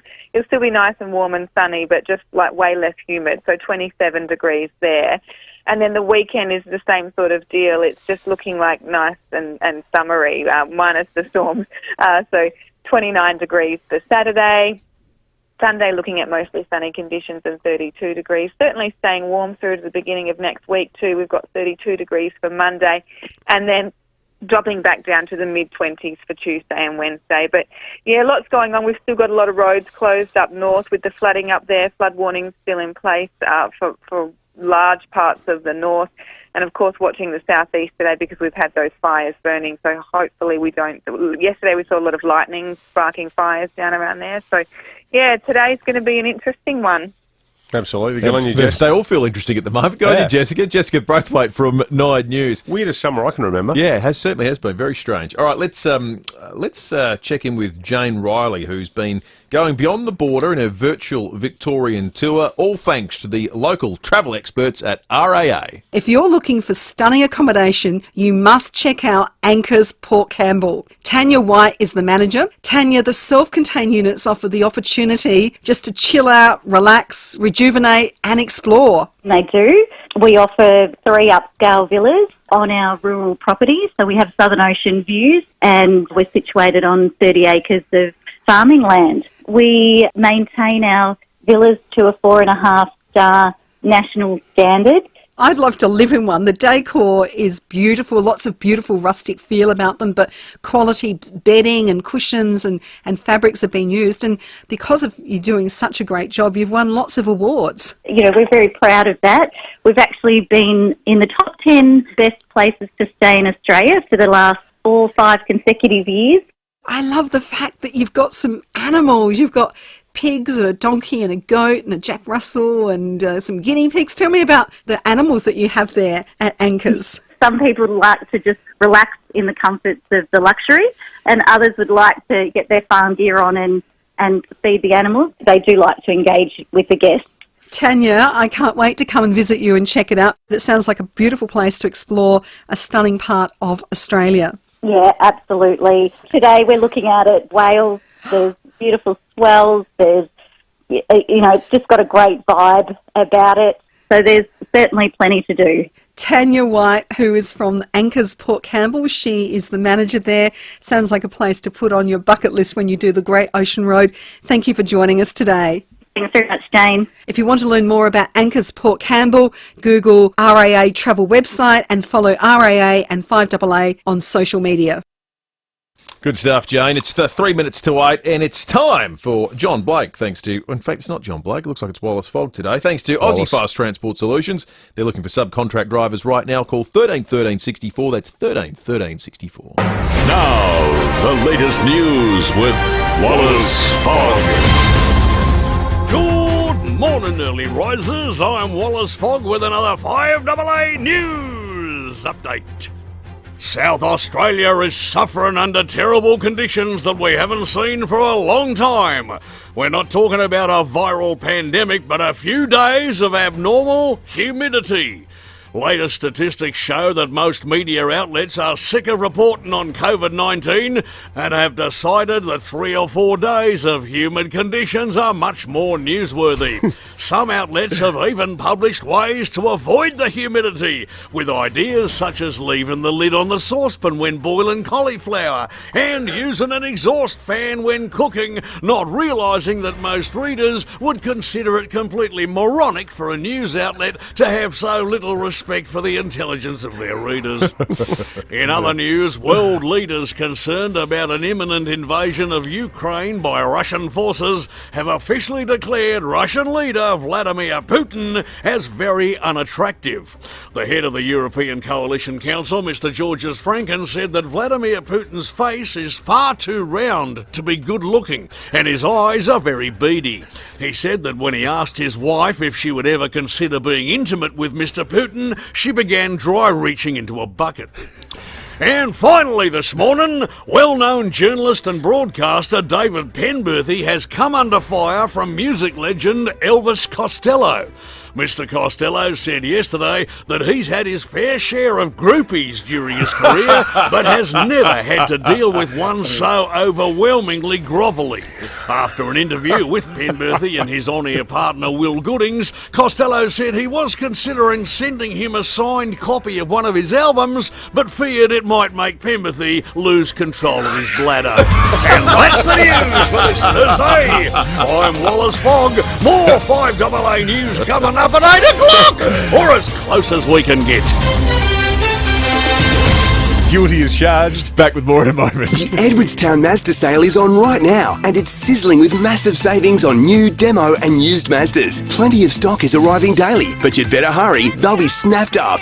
Edwardstown Mazda, 862 South Road, LMVD 207428. This is Paula. Paula loves her pool. Nothing beats a refreshing splash in the sun. But Paula has a problem. She gets the gilts having the pump on all day. Well, Paula, save your gilts for walking through the house with wet feet, because NRG Solar gives you electricity guilt-free. Just guilt-free clean pools all day long. Electricity guilt-free with NRG. Dry your feet, Paula. NRGsolar.com.au. 9 News is the one that's always been live and local. 9 News, made in Adelaide for Adelaide. Online, on DAB Digital Radio, and on 1395 AM. Talking Adelaide. This is Adelaide's 5AA. Humid with a possible storm and 31 today. With the 8 o'clock news, I'm Mel Usher. The X in Physio Extra stands for extra care, extra clean, extra safe. Book today, physioextra.com. Supply chain shortages and back-to-school plans will be top of the agenda at today's National Cabinet meeting. Nine's Eliza Edwards is in Canberra. Efforts to limit the damage of Omicron outbreaks will be up for discussion among leaders as supply chain pressures continue to bite. Retailers are calling for isolation exemptions to be extended even further and for the broad availability of rapid antigen tests. Supply will also be critical to the return of school in some states from next week. Today's National Cabinet will get an update on how many kids have received their jabs and how many Australians are boosted. Cash has been stolen during an armed hold-up at Clemzig. The gaming room at the OG Hotel was targeted around 12:45 this morning. 2 men, one with a firearm, threatened staff. No one was injured. The search for the offenders is continuing. Police are investigating a suspicious fire at a vacant unit in Camden Park. The MFS responded to reports of a fire in an upstairs unit at a block of flats on Anzac Highway around 3 this morning. The fire was contained to the one unit with minor smoke damage to neighbouring units.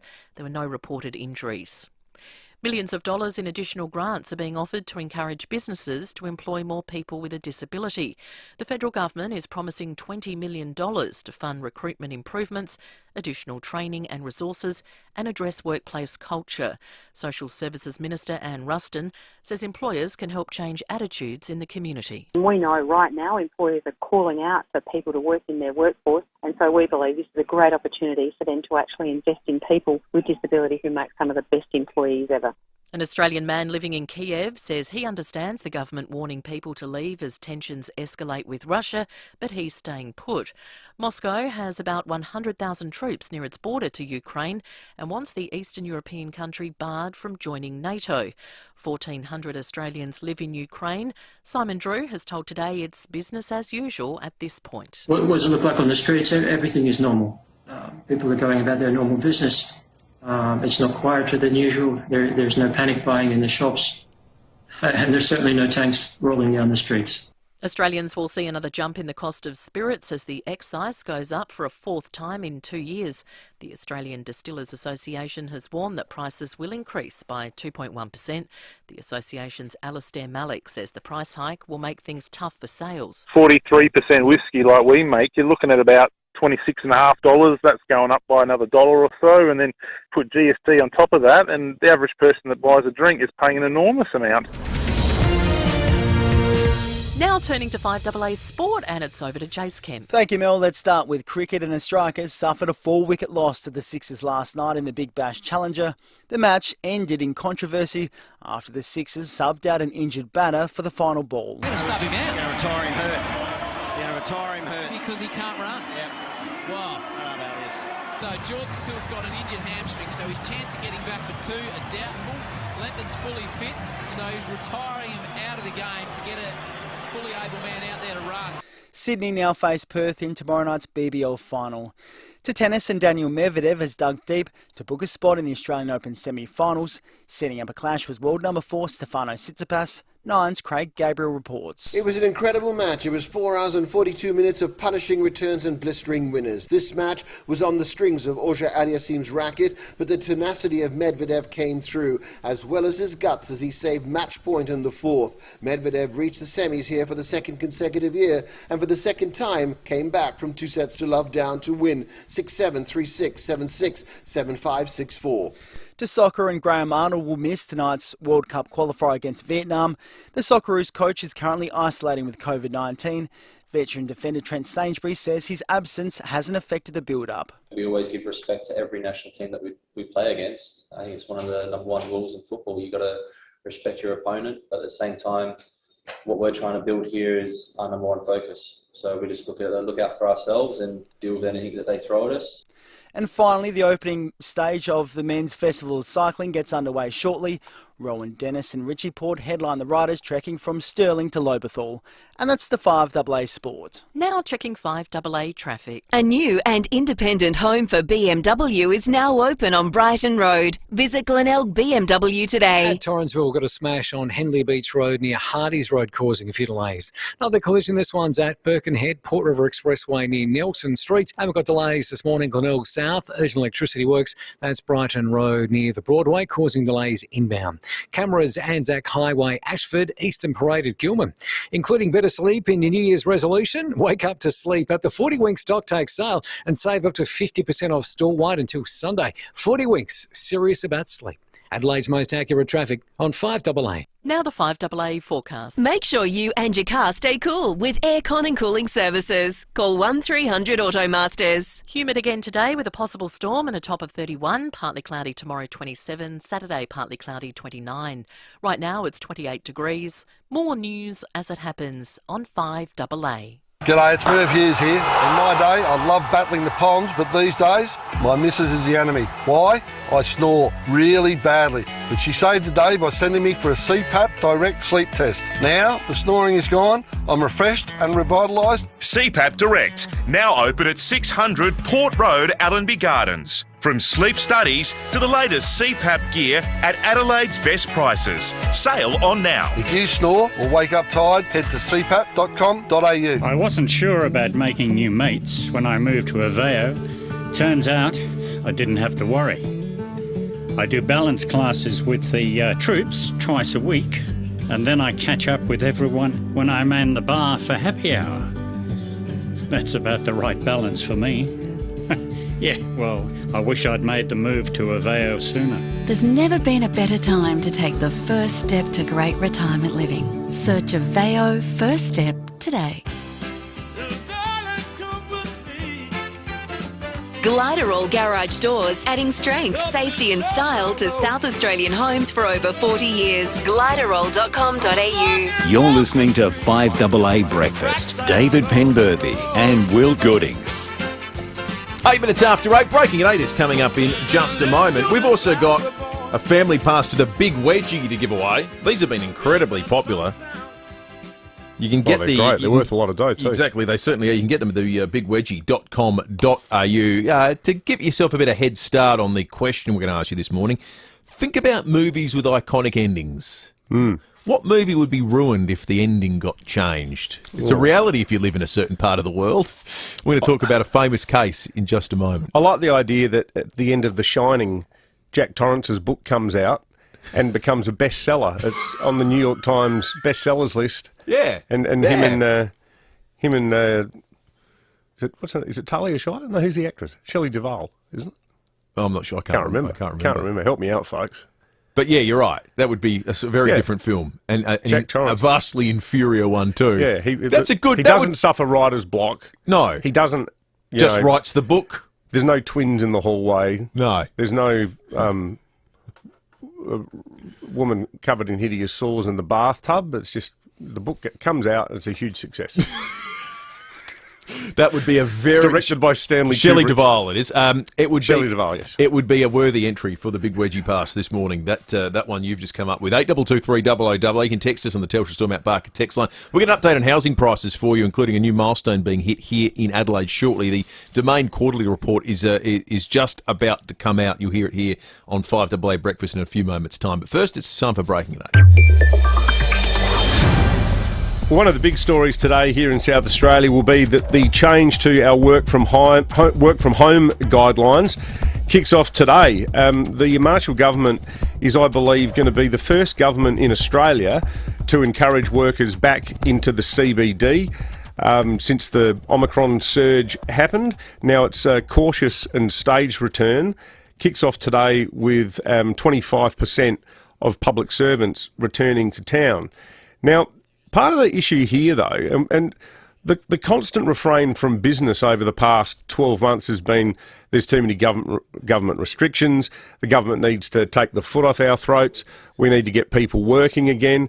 Well, I reckon the message to business has to be, on this issue, patient heal thyself, because we know of many, many businesses around town. We talk to a lot of people here at the 5AA Breakfast Show. There are a whole stack of private sector businesses, particularly businesses that have a national or global management structure, who, out of what they often call an abundance of caution, which I think you can translate as it doesn't really make sense, but we're going to do it anyway, are telling their, in some cases, entire workforce, you're not coming into the office at all for February. Some are even saying that in March they're only going to start looking at letting workers back into the city. So look, business can't have it both ways, and this is where I think groups like Business SA and all of the different industry groups, particularly those that represent the corporate sector, you cannot have a situation where the government is doing its bit to try to generate economic activity, but businesses, for whatever reason, and I think there's a huge productivity discussion to be had about this too, because London to a brick. I reckon working from home, you're not getting close to 100% of the productivity you do in a normal workplace environment. The problem the government had last time was that when they removed these constraints, business did not follow suit. The public sector was coming back, but the private sector wasn't. So some hard conversations need to be had in boardrooms, because a lot of the restrictions that are in place are paranoid, they're illogical, and they're doing our community great economic harm. Steve Marshall said in the paper this morning that there'd be a support package for business that would be announced a little bit later this week. You're right, time for business to come to the party. 13 minutes after 8, let's get to some of the developing stories of the morning. One of them's going to be about house prices in South Australia. Domain are set to release their quarterly report. Nicola Powell is the Chief of Research and Economics at Domain. Nicola, good morning to you. House prices going up is kind of not so much news anymore. It's all about degree. What's the headline out of the South Australian market at the moment? Yeah, that's a very good point. We have continued to see growth in the Adelaide market, and what we've got is house prices at a record high. They surpassed 700,000 for the first time. They jumped 8.6% over the final quarter of last year. And what we've seen in Adelaide is two really steep quarters of house price gains over that latter half of 2021. That means we've seen the strongest annual uplift on record at 27.5%. So that means over 2021, every single day, house prices rose $432 in Adelaide. Do you have any evidence, Nicola, because I know Domain is a national real estate website, and you cover the whole country. But we've been voted the most livable city in Australia, the second most livable in the world. Do you have evidence that some of this growth is being driven by people who've paid $2.5 million for a shoebox on the far western end of Parramatta Road and think, stuff this for a joke, let's head to the west? So, look, there is some evidence that we do have lots of interstate interest into Adelaide. So when we have a look at inquiries from prospective buyers, overall in the December quarter it jumped 34% compared to the same period last year. But out of those inquiries, 20% of them came from interstate. So there is lots of interstate interest, and I think, you hit that nail on the head with that point that anybody selling out of a higher priced market will be viewing Adelaide as much more affordable. We've got the median house price in Sydney now at $1.6 million, and even Canberra 1.6? Yeah, 1.6. And we've got 3 capital cities now with a median above $1 million. So Sydney, Melbourne and Canberra all have a median house price above $1 million. So we're less than half that here in SA. Yeah. Well, it's 731,000 is the median house price in Adelaide. So lots of affordability for anybody moving from a much higher kind of East Coast market.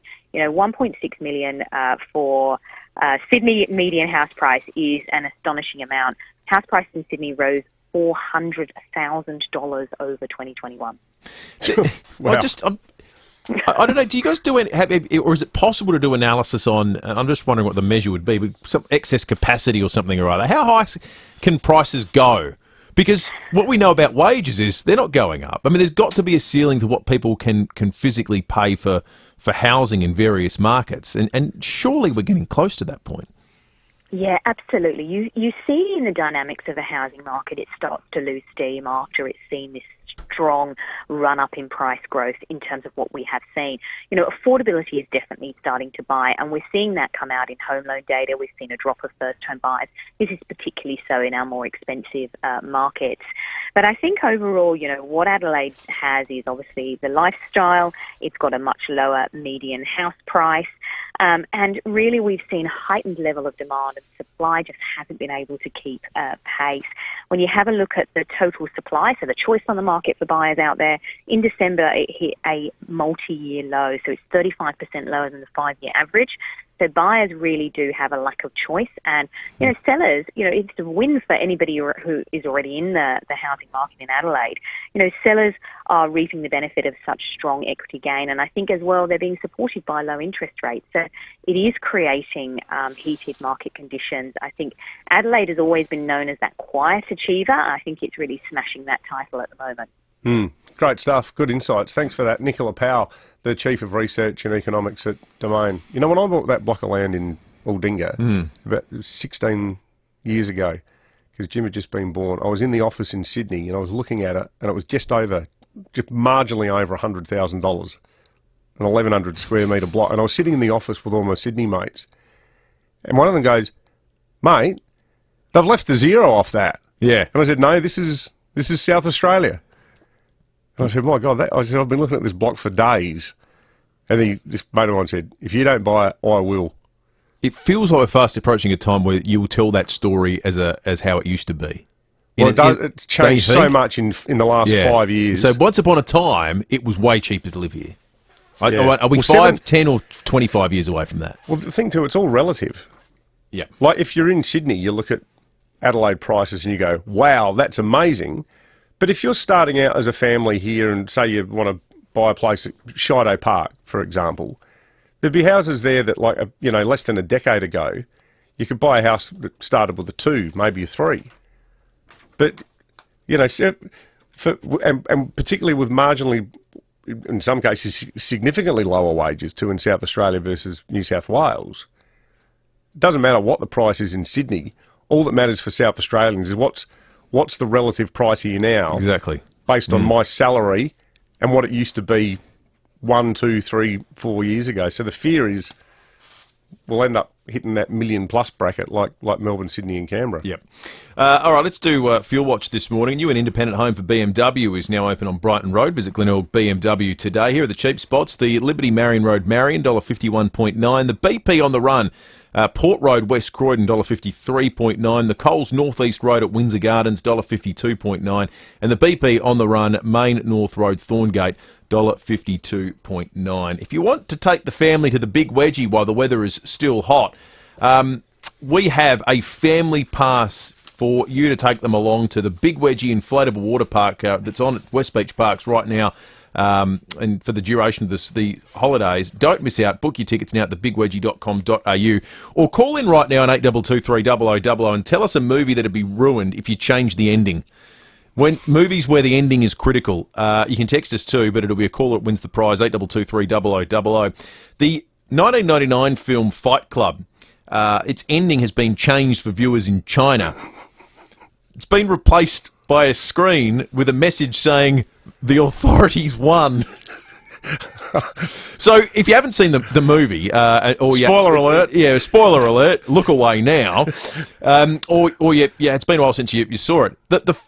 The last scene of the film with the excellent Pixie song playing in the background is of all these credit institutions and banks being blown up and falling to the ground, basically because the idea of the film is this concept of returning people to zero where no one has debt any longer.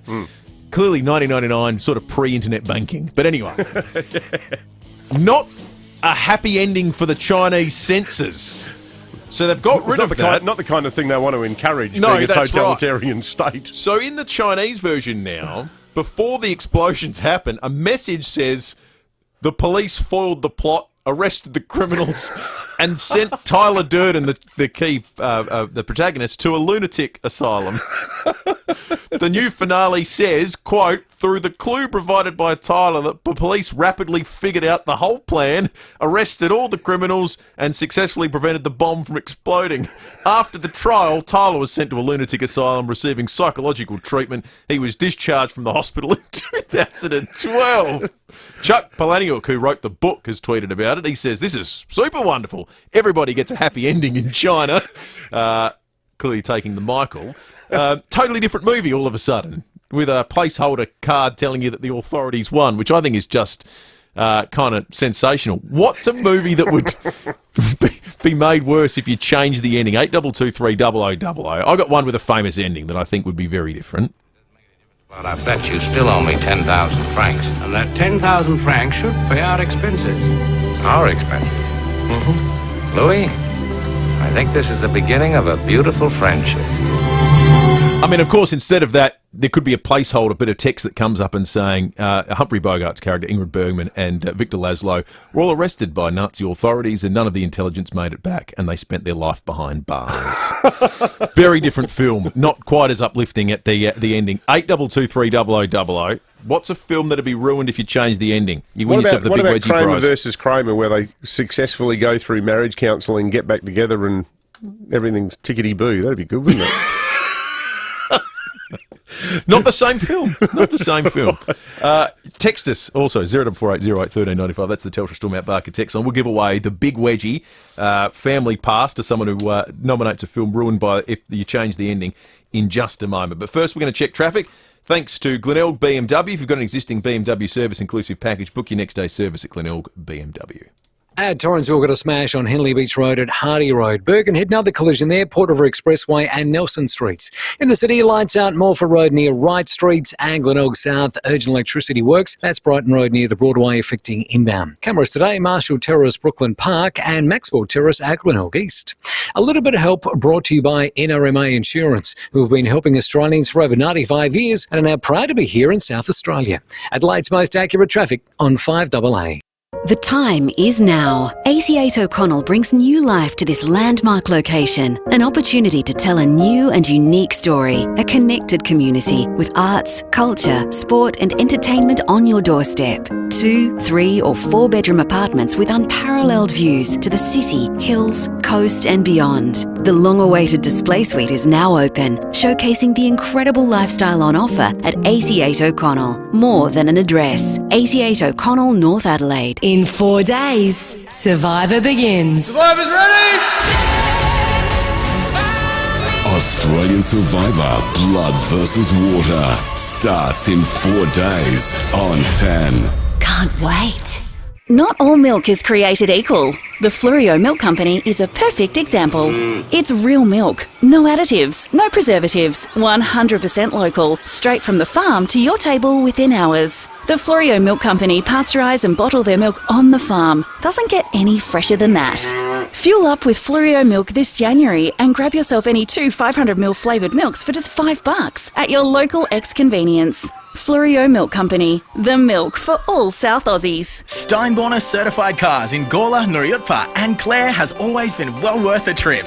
And even more so now with their 38th birthday sale. To celebrate, Steinborner has scoop purchased SA's biggest range of vehicles, SUVs and 4x4s and ripped $500,000 off normal prices across the range. Plus, great deals on new and demo Hyundai, Ford and Mitsubishis. Make the trip to one of Steinborner's 8 dealerships or view the whole range at steinborner.com.au. Steinborner certified cars. It's well worth the trip. Hi, I'm Peter Berkowitz from Berkowitz Furniture. Our summer stock take sale is on now and you'll save up to 40%. That's right, save on our comfortable leather sofas, fabric sofas and sofa beds, dining tables and recliners, including our Australian-made collection.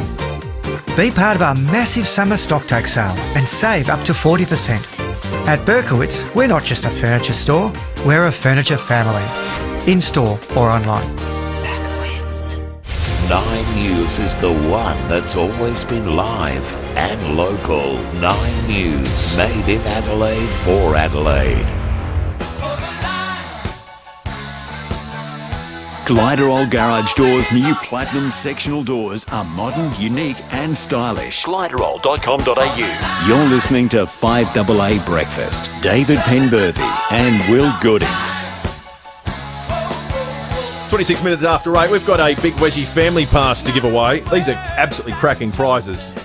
Worth a bit of money too. The bigwedgie.com.au is where you get tickets otherwise. We're asking you to ruin a movie by changing the ending, like the Chinese censors did to Fight Club, where instead of the buildings blowing up at the end of the movie to demonstrate the end of people being in debt to banks and credit institutions, a place card pops up and says the authorities won, everyone got found out and went to jail. It's not quite the same movie. Tina and Mitchell Park, good morning. Good morning. How are you boys? Good, thanks, Tina. Good. Okay, so I'm nominating Jaws, the original Jaws 1. I mean, let's be honest, if you came up against a fish that big, you're going to get eaten. So I reckon you should just eat them all and just sail off into the sunset, really. Yeah, so everyone just gets eaten? Yeah, there's no reason for Jaws 2 or 3 or 4? Yeah, I think that makes sense. Thank you, Tina. All of those sequels were garbage, weren't they? Glenn in Redwood Park, good morning. Good morning, guys. Just a quick one. As soon as you said it, the first thing that hopped into my head was Towering Inferno. They put the fire out. Irwin Allen, master of realism. The fire went out and everyone was okay. Matt and McLaren Flat, good morning. Good morning. What's yours, mate? Titanic.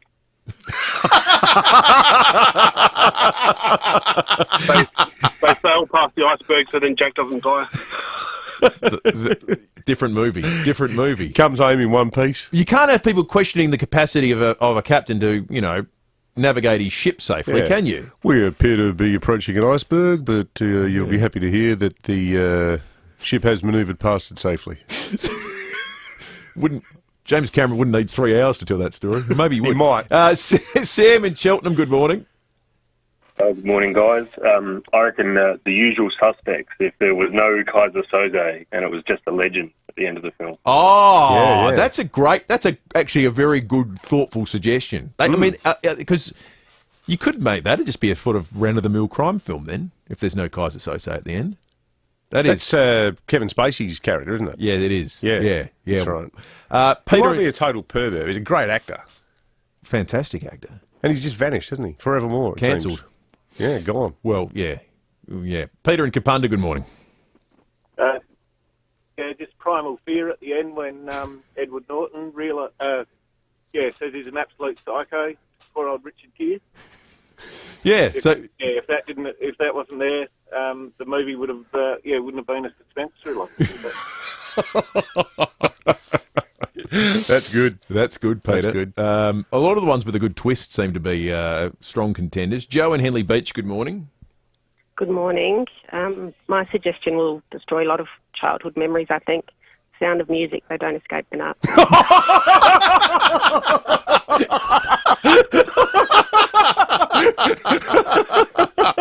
That is so evil. I love it. Oh, Joe, that actually turns into Sarlo instead of The Sound of Music. Oh, that's grim. That's what you call gallows humour from Joe. Oh, good stuff. All right, let's take one more. Mark in Summertown, good morning. How you doing? Rocky gets a PCR test positive and has to forfeit the last fight. Yeah, no, I have the tiger. Nostril the COVID. Who do we like for the big wedgie? It's got to be Joe, doesn't it? I just think because it's just... and just to, like, Sangfra with the delivery, it's like, I'm running with this. I'm saying that on live radio. I don't care. Oh, that is exceptional Let's give work. it to Joe. Joe, you've got the big wedgie pass for you and the family. Have fun. Try not to think about your alternate ending to Sound of Music. Hey, it's Callum here. Family safety is everything to the team at Edwards Mazda, especially on the roads. So if your car, any make or model, is due for a service, take it to Edwards Mazda. One service centre for the whole family. It's gotta be. Feeling the burn? Cheapest chips. Save cash with Cheapest Chips Hot Buys. Grab Moccona 175-gram instant coffee tins, a hot buy at $6.99 each. Finish Powerball 110-pack, original or lemon, only $16.99. Chum 8-kilo dry dog food, a scorching $18.99 each. And Party Bag huge 1-kilo assorted confectionery bags, a sizzling $6.99 each. Check out this week's catalogue for more hot buys in store and online. Save cash and live cheaper with Cheapest Chips Hot Buys now. Leon here. I trust Zen Energy to help keep me cool in the summer. Adelaide's own Zen Energy is resetting how we do renewable energy in Australia. As we know, solar is the best way to reduce our carbon footprint, build a better world, and save on power bills. It's not too late to access government rebates, so get in quick before prices increase. Contact our friends at Zen Energy and tell them Leon sent you for an even better offer. Visit zenenergy.com.au. That's zenenergy.com.au. 5AA Breakfast is streaming live right now. To watch, simply head online to 5AA Facebook or search 5AA on YouTube. This is Adelaide's 5AA. Humid with a possible storm, 31 today. With the 8:30 news, I'm Mel Usher. Physio Extra is a registered NDIS provider, so let them support you in achieving your goals. PhysioExtra.com. The Prime Minister will face questions over kids' COVID vaccines and the country's rapid test supply when National Cabinet meets this afternoon. Supply chain pressures continue to bite as some states prepare for next week's return to school. Leaders will come together to thrash out the country's next steps in dealing with Omicron. A hotel at Clemzig has been held up. Two men, one with a firearm, entered the gaming room at the OG Hotel around 12:45 this morning. They ran off with cash. No one was injured. The hunt for the pair continues. The United States has delivered its written response to Russian demands aimed at deterring an invasion of Ukraine as Moscow threatens retaliation. 9 correspondent Amelia Adams has more. The Biden administration is refusing to concede to Moscow's key security concerns over NATO expansion, a move likely to anger Russian President Vladimir Putin as he weighs his next move. US Secretary of State Antony Blinken says the document delivered this morning sets out a diplomatic path forward, but the West is preparing for any outcome with thousands of troops on standby. We hope those forces don't have to be activated for deployment, but if they are, we will be ready. Ukraine has again played down the threat of invasion, insisting Russia doesn't have enough troops on the border to launch a full-scale military attack. $20 million in grants is being offered to encourage businesses to hire more workers with a disability. The federal government has announced another round of the funding for additional training and resources.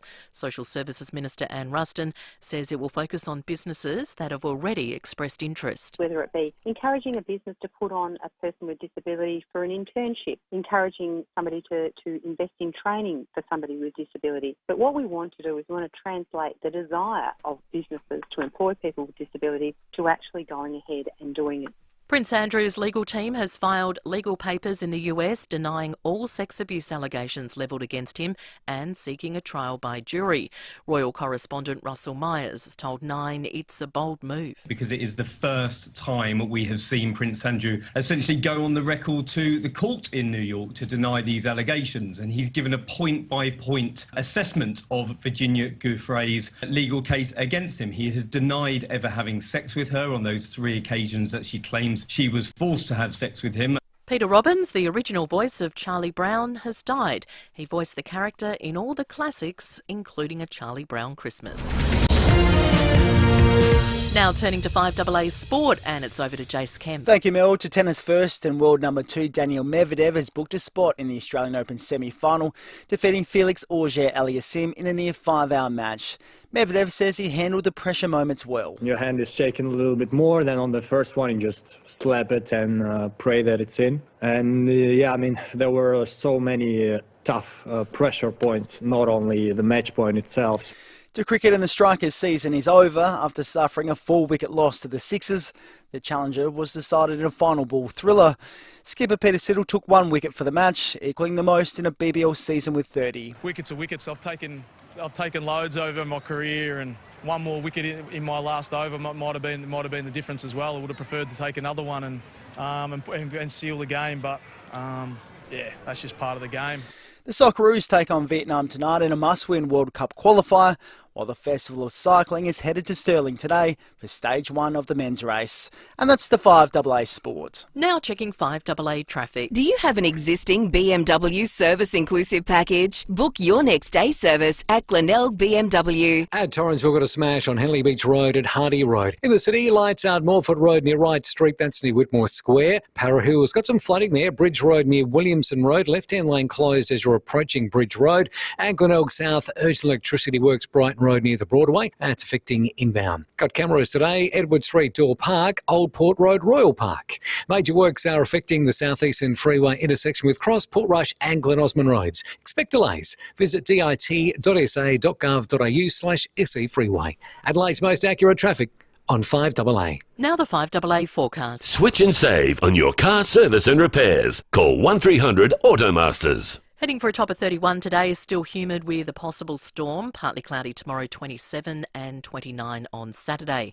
Right now it's 27 degrees. More news as it happens on 5AA. What's on your bucket list? Writing a best-selling novel? Sailing around the Bahamas? Flying over the Antarctic?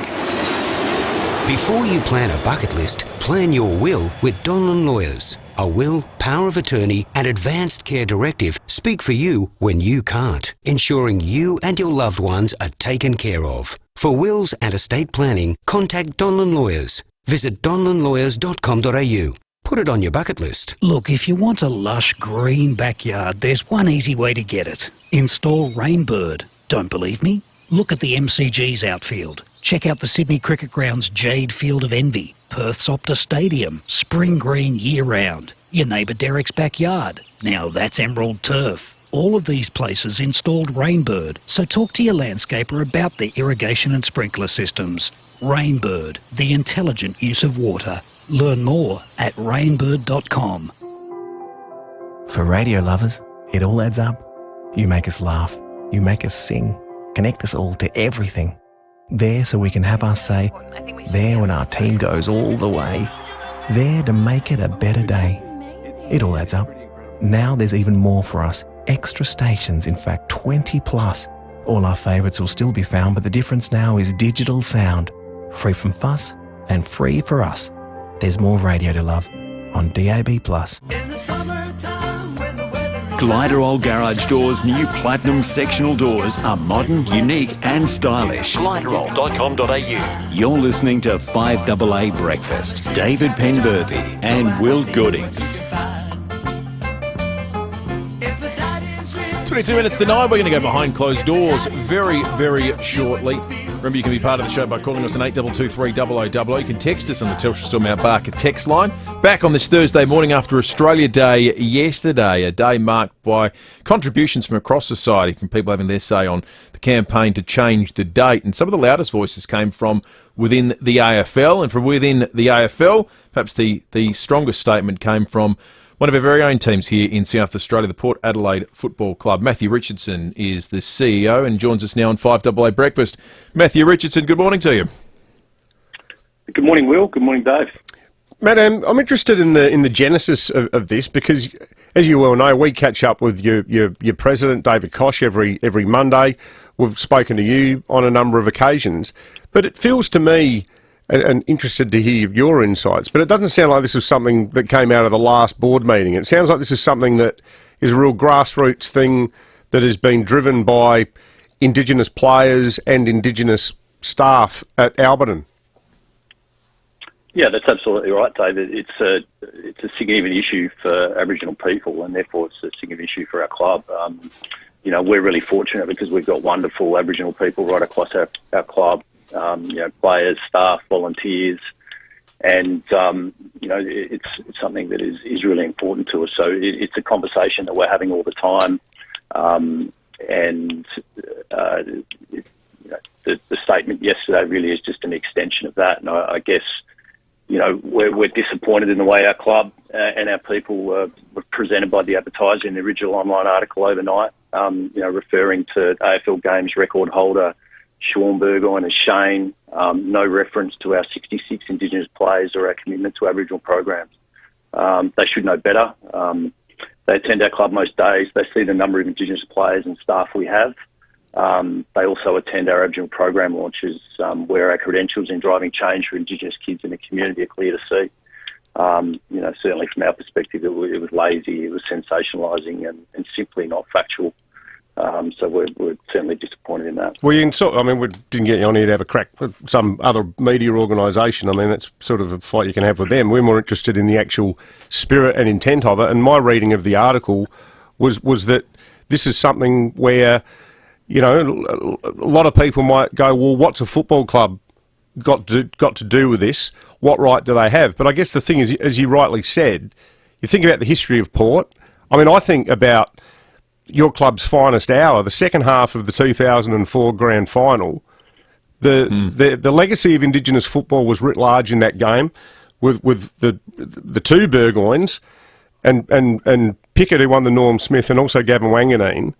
Those blokes in that game were such a shining example of how AFL, with an Indigenous population in this country of 3%, you've got to think 11% of listed AFL players are Indigenous Australians. So this is why there's a validity to a club like Port getting involved in this debate.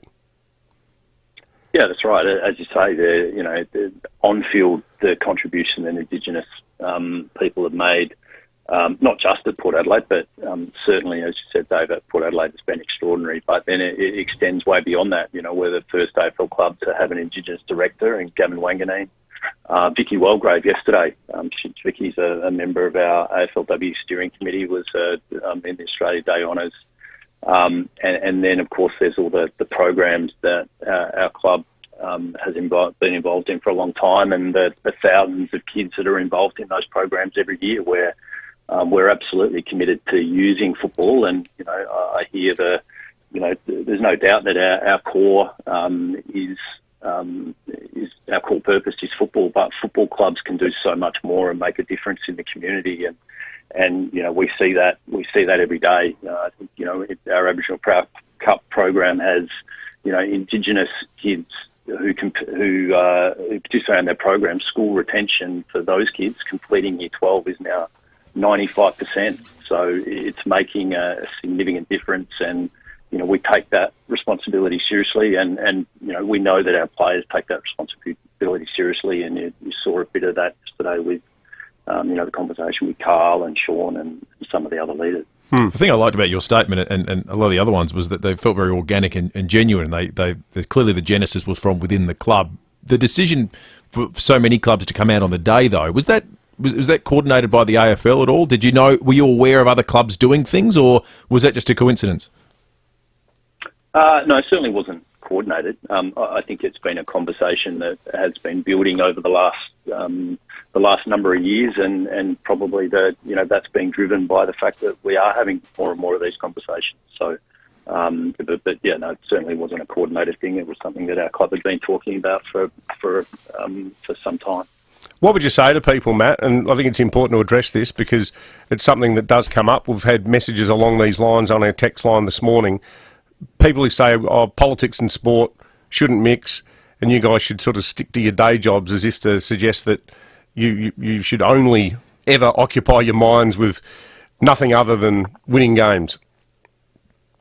Well, football clubs can do so much more for the community, and you just look at some of our people. You look at a guy like Travis Boak. Could you imagine going to Travis Boak and saying, "Hey, Trav, mate, don't go to the hospital today, or don't help those kids, or don't go and help these people in the community. I mean, it's just a ridiculous notion. Of course, our core purpose is football, but football clubs can do so much more. Port Adelaide's always been a club that's been progressive and looking forward, and we want to continue to have this conversation and listen and learn. And as I said off the top, we're really fortunate as a workplace. We've got wonderful Indigenous people right throughout our club, and I'd ask you, David, how many Aboriginal people do you guys work with on a daily basis? We're just fortunate we can be having these conversations more regularly, and we just encourage more people to be doing that. Can you tell us, give us a bit of an insight to Carl Amon and his role in this, Matthew? Because I know him and have spoken to him media-wise before, and there's a sort of a shyness to him. I'd read with interest that he spoke to the group. He was a big driving force in this. Can you talk to us a little bit about his role at the club in driving this kind of thing and communicating the import of it to his teammates? Yeah, I think as you said, well, he probably a little bit like his football. Carl over the last couple of years is really emerging as not only a serious footballer, but also as a leader in our group, and this is an issue that is really, really important to him now. Like all of us, we all have really strong mentors and people around us, and Carl's an example of that. We've had some wonderful Indigenous leaders through our club, people like Paulie Vandenberg, Gavin Wanganeen, all of those sorts of people. And now it's just great to see Carl and some of the other Indigenous boys through the group really taking that mantle on and driving that for the next generation, because that's one of the things that is really important. Is we've got to make sure we keep developing our leaders and building the next generation within the club, but also in the community. And it's great to see Carl taking a leadership position in this space for our club and also more broadly. Matthew Richardson, the CEO of Port Adelaide Football Club. Thanks very much for joining us this morning, mate. Good on you guys. Thank you. Just so we round this out as well, the Crows put out their own statement as well yesterday. We read Port's out earlier, and obviously it was great to have a long chat with Matthew there. The Crows statement on Twitter said, "Today evokes distress among many people in our community. The Adelaide Football Club stands with First Nations peoples and it supports and is committed to the journey of reconciliation. Together we reflect on the past and look towards a united and better future." So plenty of clubs with plenty to say about January 26. 14 minutes to 9 and time to check traffic. A new and independent home for BMW is now open on Brighton Road, and you can visit Glenelg BMW today. Thanks, Will. At Mile End, got a smash on James Cogden Drive near Kintore Avenue. Richmond, got a car broken down on Maureen Road just before the Richmond Road intersection, causing a few delays this morning. At Torrensville, look out for a smash on Henley Beach Road at Hardy Road. And Glenelg South, urgent electricity works there, Brighton Road near the Broadway. It's affecting inbound slow going at the moment. Cameras Anzac Highway, Ashford and Edward Streets Outdoor Park. Build your dream home with Rivergum Homes and receive 32 quality home upgrades worth $25,000 at no extra cost. More choice, more value. That's Rivergum Homes. T's and C's apply. Adelaide's most accurate traffic on 5AA. Christian Canute from Rusden Wines speaks with cricketing legend Dennis Lilly. Dennis, if you had to pick a bottle, would you go for a Cabernet or a Shiraz? Depends on my mood. Barossa Valley, Shiraz, you can't go wrong, especially something of the quality of black guts. But yeah, I do enjoy a Cabernet that's pretty gutsy, but beautiful, smooth, elegant Shiraz is one that wins me. Rusden Wines, home of the Black Gut Shiraz. rusdenwines.com.au. In 4 days, Survivor begins. Survivor's ready! Australian Survivor Blood vs. Water starts in 4 days on 10. Can't wait. Now, if you're a plumber, you might love the work, but feel like the bigger jobs can be a bit of a hassle. You spend a lot of time doing quotes that don't always lead to work, and look, it's a pain chasing customers who don't pay. In addition, running the show can be tough, so maybe it's time for a career change. Why not work for one of Adelaide's most reputable companies, FIVEaa? They've helped bring clean drinking water in SA homes and businesses for more than 25 years. Give FIVEaa a call. They've got fantastic opportunities for fully licensed installers to join the team rolling out their award-winning purifiers across Adelaide. I've had a FIVEaa for about 5 years. I've got to say, the blokes who turn up to service it, annually, they come in, change the filter over. They look like they're having the time of their lives doing that job. and this might explain why spaces are limited and the opportunity won't last long. To find out more about becoming part of one of Adelaide's most respected firms, call Puretap now on 133 502 or apply at puretap.com.au. This is the sound of Julian's bargain price vacuum with deep express suction. This is the sound of Julian trying to fix his bargain price vacuum, which infuriates him deeply. Yes, this is the sound of bargain regret. When it comes to the important stuff, like insurance, don't risk it. Go to Amy instead, who offers great value cover you won't regret. Amy does. Before buying insurance issued by FIVEaa Limited Trading as Amy, read the PDS at amy.com.au. TMD also available. It's okay to want more, which is why more and more people choose Mawson Lakes Volkswagen to service their car, especially Volkswagen owners. At Mawson Lakes Volkswagen, we offer state-of-the-art servicing, complimentary loan cards, next-day servicing, and breakfast or lunch is on us. Why? Because when you're Adelaide's newest Volkswagen dealer, you want to give more. Mawson Lakes Volkswagen, just a short drive from the city. Visit mawsonlakesvw.com.au and book your service today. 9 News is the one that's always been live and local. 9 News, made in Adelaide for Adelaide. Gliderall Garage Doors, adding strength, safety and style to South Australian homes for over 40 years. Gliderall.com.au. You're listening to 5AA Breakfast. David Penberthy and Will Goodings. 10 minutes to 9, we're going to go behind closed doors in just a moment. Got a call from Butcher Dave from Clarence Gardens. Morning to you, Dave. How are you, fellas? Good, thanks, Dave. We were open yesterday. I won't say the shop because I haven't spoken to the boss. We had 2 people working yesterday when we normally have 5, maybe 6, probably down 50, maybe 60% on a normal public holiday. And, it's interesting as to whether it's because people are scared to go out or, well, we know that it's more along the lines of the extra shops that are now open on those days. And I was speaking to somebody that was at a luncheon when Mr. Lucas made the point that his push for extra shopping hours on public holidays is because he thinks it's unfair that supermarkets have to shut, but fuel stations that sell groceries can open, where I sort of understand what he's saying, but it's a bit double take if you then say to the big boys, well, you can open up, but it's at the expense of the little fellas. Yeah, I know, because like my local fruit shop, I know that the fruit shop down the road will often open earlier on a Sunday to get the jump on the supermarkets. And for you, Dave, like, you know, yesterday you were suddenly competing with like the local Foodlands and that were open, weren't you? Well, and not only that, in where we are, there is a Foodland, but it's a smaller one that's allowed to open on public holidays and stuff. And even I spoke to the manager of that one, and once again I won't name it because I don't want to get him in trouble, but he said he had about 5 or 6 staff less than he would normally have, and he was down 50%. And I mean, we're now opening every day of the week. We open till 7 o'clock at night. Yeah, long day. Well, it's not just so much it's a long day. I mean, it's the added expense to the business owner to try and make the money that he would normally have made in normal hours. Yeah. That's the more pressing or depressing part is, you know, he's got to make those sacrifices just to make the money that he would have normally made. Interesting call. Yeah, it's a great call, Dave. Thank you for that. Great insight. Always appreciate it when people call. Whatever your business is, your industry is, or whatever it might well be, there's no experience like first-hand experience. That was fascinating to listen to. Appreciate Dave calling in. 8223 is the number. You can text us your thoughts through as well on the Telstra Storm Mount Barker text line 044808 1395. It is time to go behind closed doors. Thanks to Aussie Fast Transport Solutions, they're looking for subcontract drivers right now. Call 13 13 64. That's 13 13 64.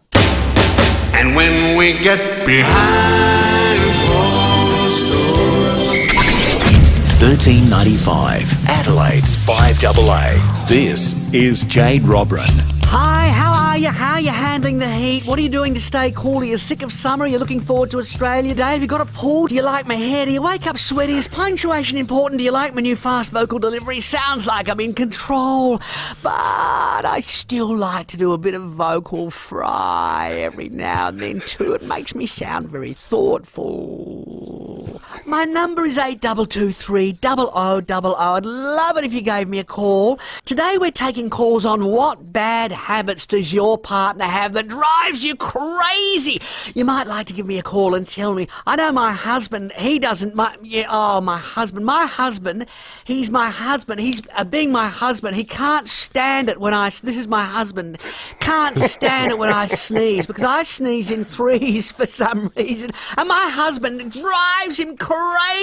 My husband, when I sneeze 3 times, this is my husband, he just hates it when I do that. I say, well, it's not my fault, it's physical. How am I supposed to stop that? So what bad habits do you have that drives your partner absolutely crazy? Let's talk to Debbie McMaster, who's a relationships expert. Hi, Debbie. Hi, Jade. I heard yesterday that Katy Perry, who's married to Orlando Bloom, gets very upset when Orlando leaves his used dental floss all over the house. That is just disgusting, isn't it? Oh, it is, Jade, and you would think that being married to Orlando Bloom would give you nothing to complain about, wouldn't you? Oh, exactly. And of course, if this was 2 male broadcasters talking about being married to Katy Perry and how nothing could go wrong, Oh, we'd never hear the end of that. We'd call that disgusting male locker room misogyny. We would, and they'd probably be sacked for being pathetic male scum. Yes, that's for sure. And if you've got a question for Debbie about your partner's bad habit, give me a call on 8223-0000 and tell us what the bad habit is. Dob them in and tell us why you don't just get divorced.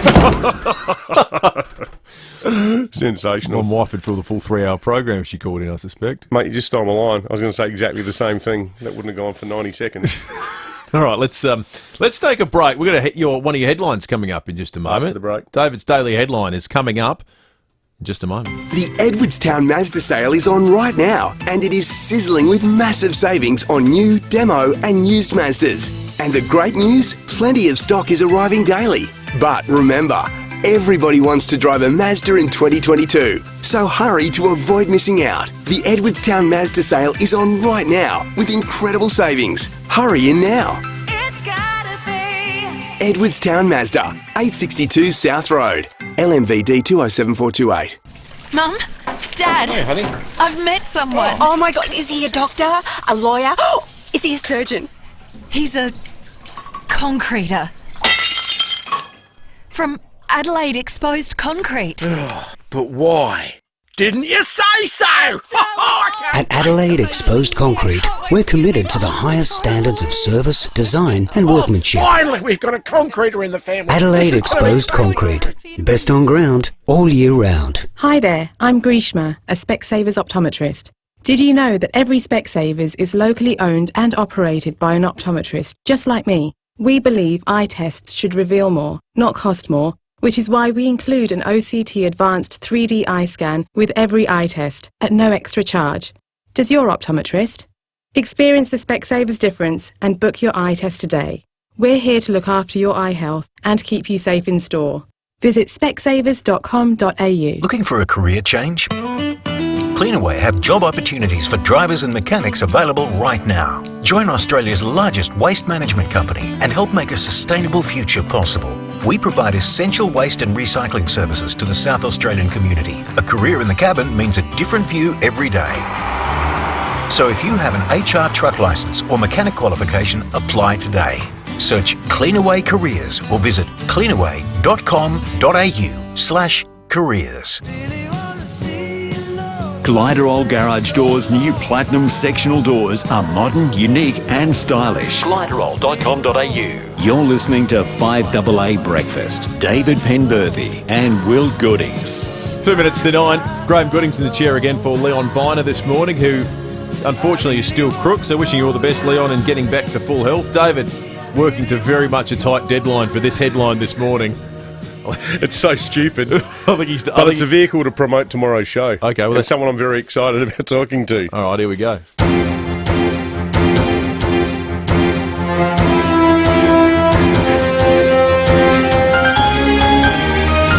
Pheasant surprise. Here's cheers for Maggie Beer's Australia Day honour.